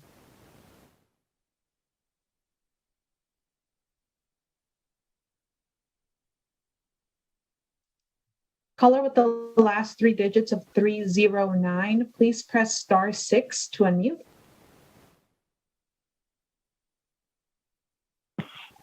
Hello, my name is Amy Williams. I live in Las Vegas. I'm a mother and stepmother of 5 children, and I am in favor of AB 382. My husband accumulated $180,000 in student debt for his IT bachelor's degree he got in 2005. Although he has a good job as an IT specialist, it is a massive burden on our family. He is the sole provider. I stay home to take care of our children, 2 of whom have disabilities and 1 who battled and survived leukemia. Had this bill been in place when my husband took out his loans, he might have made completely different choices. If the honest marketing had been in place, he would have known how much he was realistically going to earn versus the amount of debt he's accumulated. I'm all about paying what's owed, but the extreme extra amount from interest really weighs on us. The anxiety around this has made me afraid to have my own children go into higher education because I don't want them to live with the same burden. My family's debt situation will likely not be helped by this legislation. We hope that the pieces on permanent disability or protecting us if the loan company makes a mistake, we hope those never come into play. We support this bill to help students in the future avoid the issues we've faced and to feel better about our kids maybe going to college one day. Thank you so much. Thank you for your testimony, Ms. Williams. Broadcasting, next caller. Caller with the last three digits of 147, please slowly state and spell your name for the record. You will have 2 minutes and may begin. Good afternoon, Chairwoman Jauregui and members of the Assembly, Commerce, and Labor Committee. For the record, my name is Jacqueline Camacho, JACQUELINECAMACHO. I'm a student leader at the College of Southern Nevada, and I am testifying in support of AB 382. This bill protects my fellow college students at not just CSUN, but the rest of NC. By passing this bill, these regulations on student loan servicers can prompt more incentive for those financially burdened to pursue a post-secondary education. Regulated practices can also ensure students that they will be protected if they were to apply for student loans, And thank you to Assemblyman Howard Watts for introducing AB 382 to the committee for the Nevada student body. Have a great afternoon. Thank you for your testimony, Ms. Camacho. Broadcasting, next caller. If you recently joined the call and would like to testify in support on AB 382, please press star 9 now to take your place in the queue. Caller with the last 3 digits of 398, please slowly state and spell your name for the record. You will have 2 minutes and maybe. Good afternoon, Chairwoman Haregi and members of the Assembly Committee on Commerce and Labor. My name is Sabra Newby, SABRA-NEWBY, representing the University of Nevada, Las Vegas, and I am calling in strong support of AB 382. I want to thank Assemblyman Watts for bringing this important bill forward in support of our students. As has been discussed, the level of student loan indebtedness is very high nationally. Many private lenders take advantage of students and families who cannot afford a college education without borrowing money to do so. Too many times, predatory lending can get in the way of a student completing their education. This is a common sense piece of legislation that will help address this issue and improve student completion rates. Thank you for your time. Thank you for your testimony, Ms. Newby. Broadcasting, next caller, please. Caller with the last 3 digits of 413, please slowly state and spell your name for the record. You will have 2 minutes and we begin.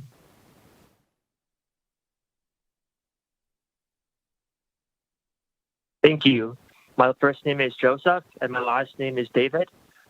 I am an Extension Campus Senator of the Associate Students of the College of Southern Nevada.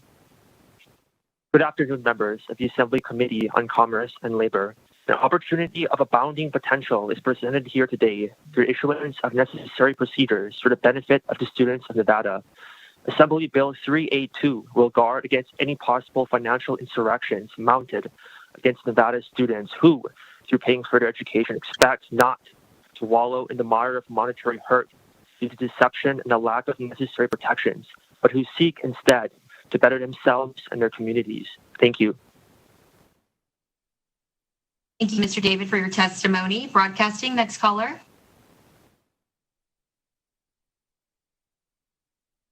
Caller with the last 3 digits of 800, please slowly state and spell your name for the record. You'll have 2 minutes and may begin. Good afternoon, Chair and then committee members. My name is Amy Koo, for the record, AMYKOO, and I'm the Deputy Political Director with One API in Nevada. I first want to thank Assemblyman Watts for presenting this important legislation. We advocate on behalf of the growing Asian community here in Nevada, including on education equity. We had several students who submitted written testimony with their personal stories and hope that you consider those as well. Our sister organization, ACDC, works with the state treasurer for our annual college readiness boot camp to prepare students with financial readiness seminars, a critical piece of college readiness as Nevada currently has the 6th highest number of student loan defaulters in the country. According to a study by the Center for Law and Social Policy, Asian students have the highest unmet financial need when it comes to higher education, and the majority of Asian students are first or second generation students who are often navigating the financial aid landscape on their own. Many students first find out about their unmet financial need when they enroll in college and do not have the resources or tools necessary to understand the regulations of private student loans. It is critical that we protect students and families from the rising cost of college and predatory student loans. The Student Loan Bill of Rights is a critical first step to ensuring education equity for all Nevadans. Thank you. Ms. Q for your testimony. Broadcasting, next caller, please. Caller with the last 3 digits of 342, please slowly state and spell your name for the record. You'll have 2 minutes and may begin. Good afternoon, Bailey Bordelin again, BORTOLIN, still representing the Nevada Coalition of Legal Service Providers. This is a good consumer protection bill, so me too. Thanks. Bye. Thank you, Ms. Borderland, for your testimony. Broadcasting, next caller, please. Caller with the last 3 digits of 252, please slowly state and spell your name for the record. You'll have 2 minutes and maybe. Hello, my name is Robert Purdy, Robert Purdy. Hello, I'd like to thank the chair and assembly members for having me testify on behalf in the positive for this bill. I believe this bill is a crucial first step in protections of a frankly predatory business in student loans, and it is a great opportunity for the Nevada Legislature to show that it puts students first. That is all. Thank you. Thank you so much for your testimony. Broadcasting, next caller. Chair, there are no more callers in support at this time. Okay, thank you so much, Broadcasting. We will now move into testimony in the neutral position. Before we go to the telephone lines, I believe we have Commissioner O'Loughlin here from Nevada FID. We can start with Ms. O'Loughlin.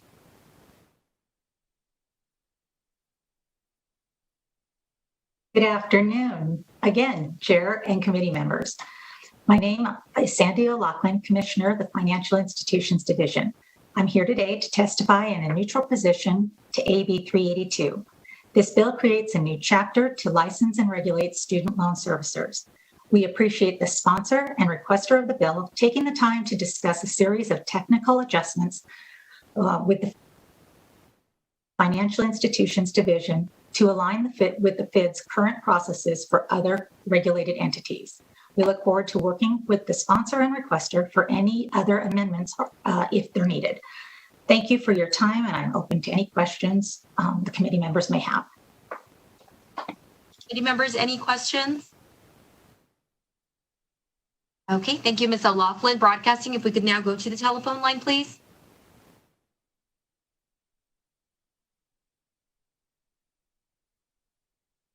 To testify in neutral on AB 382, please press star 9 now to take your place in the queue.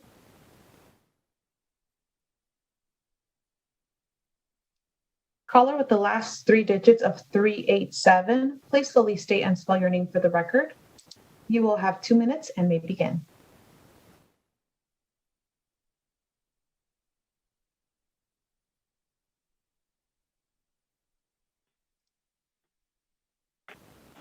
Hi.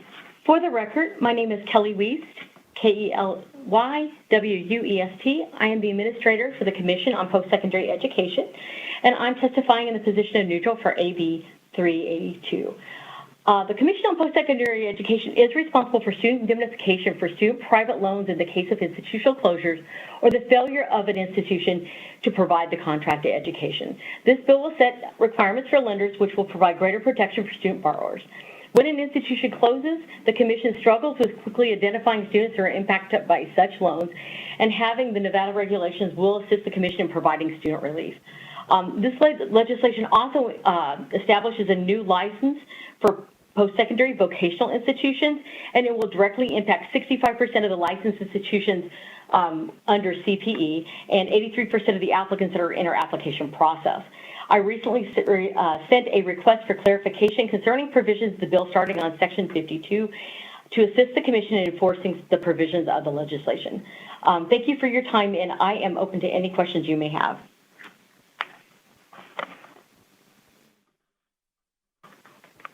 Thank you for your testimony. Broadcasting, next caller. Chair, there are no more callers in neutral at this time. Okay, thank you. And I would like to go back to Ms. O'Loughlin. If you're still with us, I moved a little quickly and didn't see a message that came through from a committee member that had a question. If you're available for questions, Ms. Assemblymember Considine has a question for you. Thank you, Chair. And my question is for Commissioner O'Loughlin.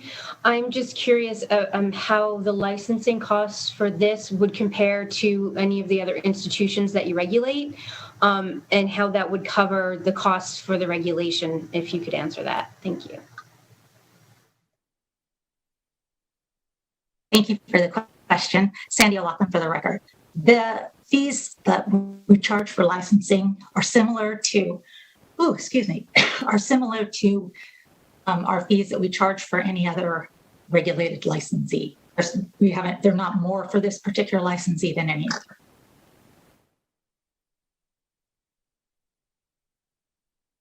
And I just had a follow-up. I didn't, my second part of that question was, do those costs, those licensing costs, do those cover your costs for doing something like this? They cover, they're supposed to cover our costs. And so we haven't taken this licensee quite yet, so we're not sure what the volume is going to be. We're hoping that it will. From listening to the support questions, I'm thinking we're going to have complaints, and so that might make a difference with how many people we need to regulate it. Thank you very much, and thank you, Madam Chair, for allowing the questions.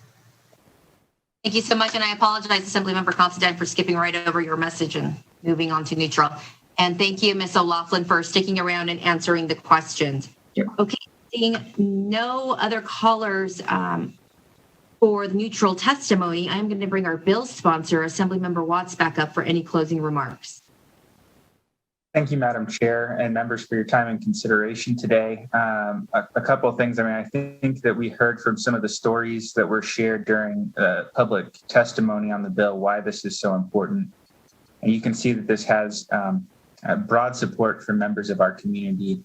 Now, again, I just want to reiterate that we are just using some of the same standards and the same best practices that exist for other financial institutions and applying them to make sure that student borrowers are protected within our state.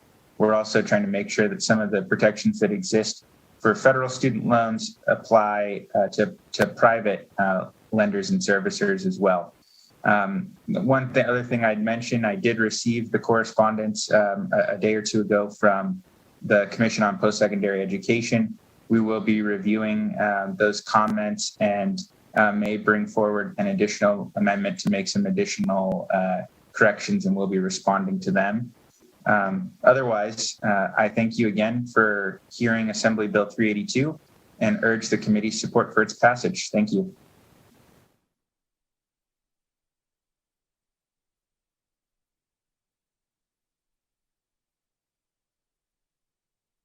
It looks like I've been muting Mr. Watts before you leave. I was just speaking on mute. It looks like secretaries might have made note that we did not ask for testimony in opposition. So before I close the hearing, I do want to make sure that we've given everyone the opportunity to testify. So broadcasting, if we could please check the telephone line to see if there's anyone in opposition. Chair, the public line is open and working, but we have no callers for opposition at this time. Okay, thank you so much. Okay, thank you, Mr. Watts. And with that now, I will close the hearing on Assembly Bill 382. Members, the last item on our agenda is public comment. And while we give those listening over the internet time to call in, I am going to go through our public comment housekeeping. I'd like to remind everyone that public comment is just time for the public to speak about general matters that fall within the purview of this committee. The public has already been given time to support or oppose specific legislation. We open and close hearings on bills so that we establish a record of the public testimony on the bill.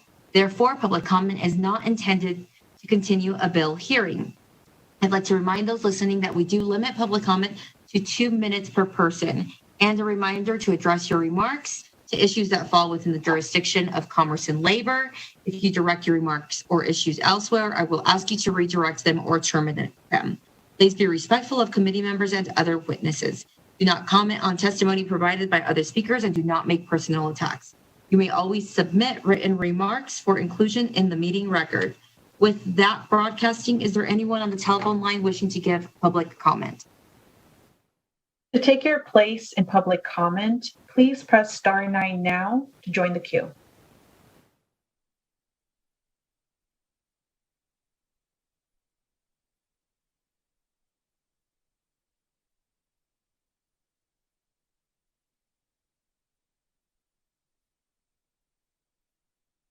Chair, the public line is open and working, but there are no callers at this time. Okay, thank you so much, broadcasting, and thank you, committee members. I would like to remind everyone that we do have an evening agenda, so please remember to jump back on for our 6-person labor meeting. With that, we are adjourned. Thank you.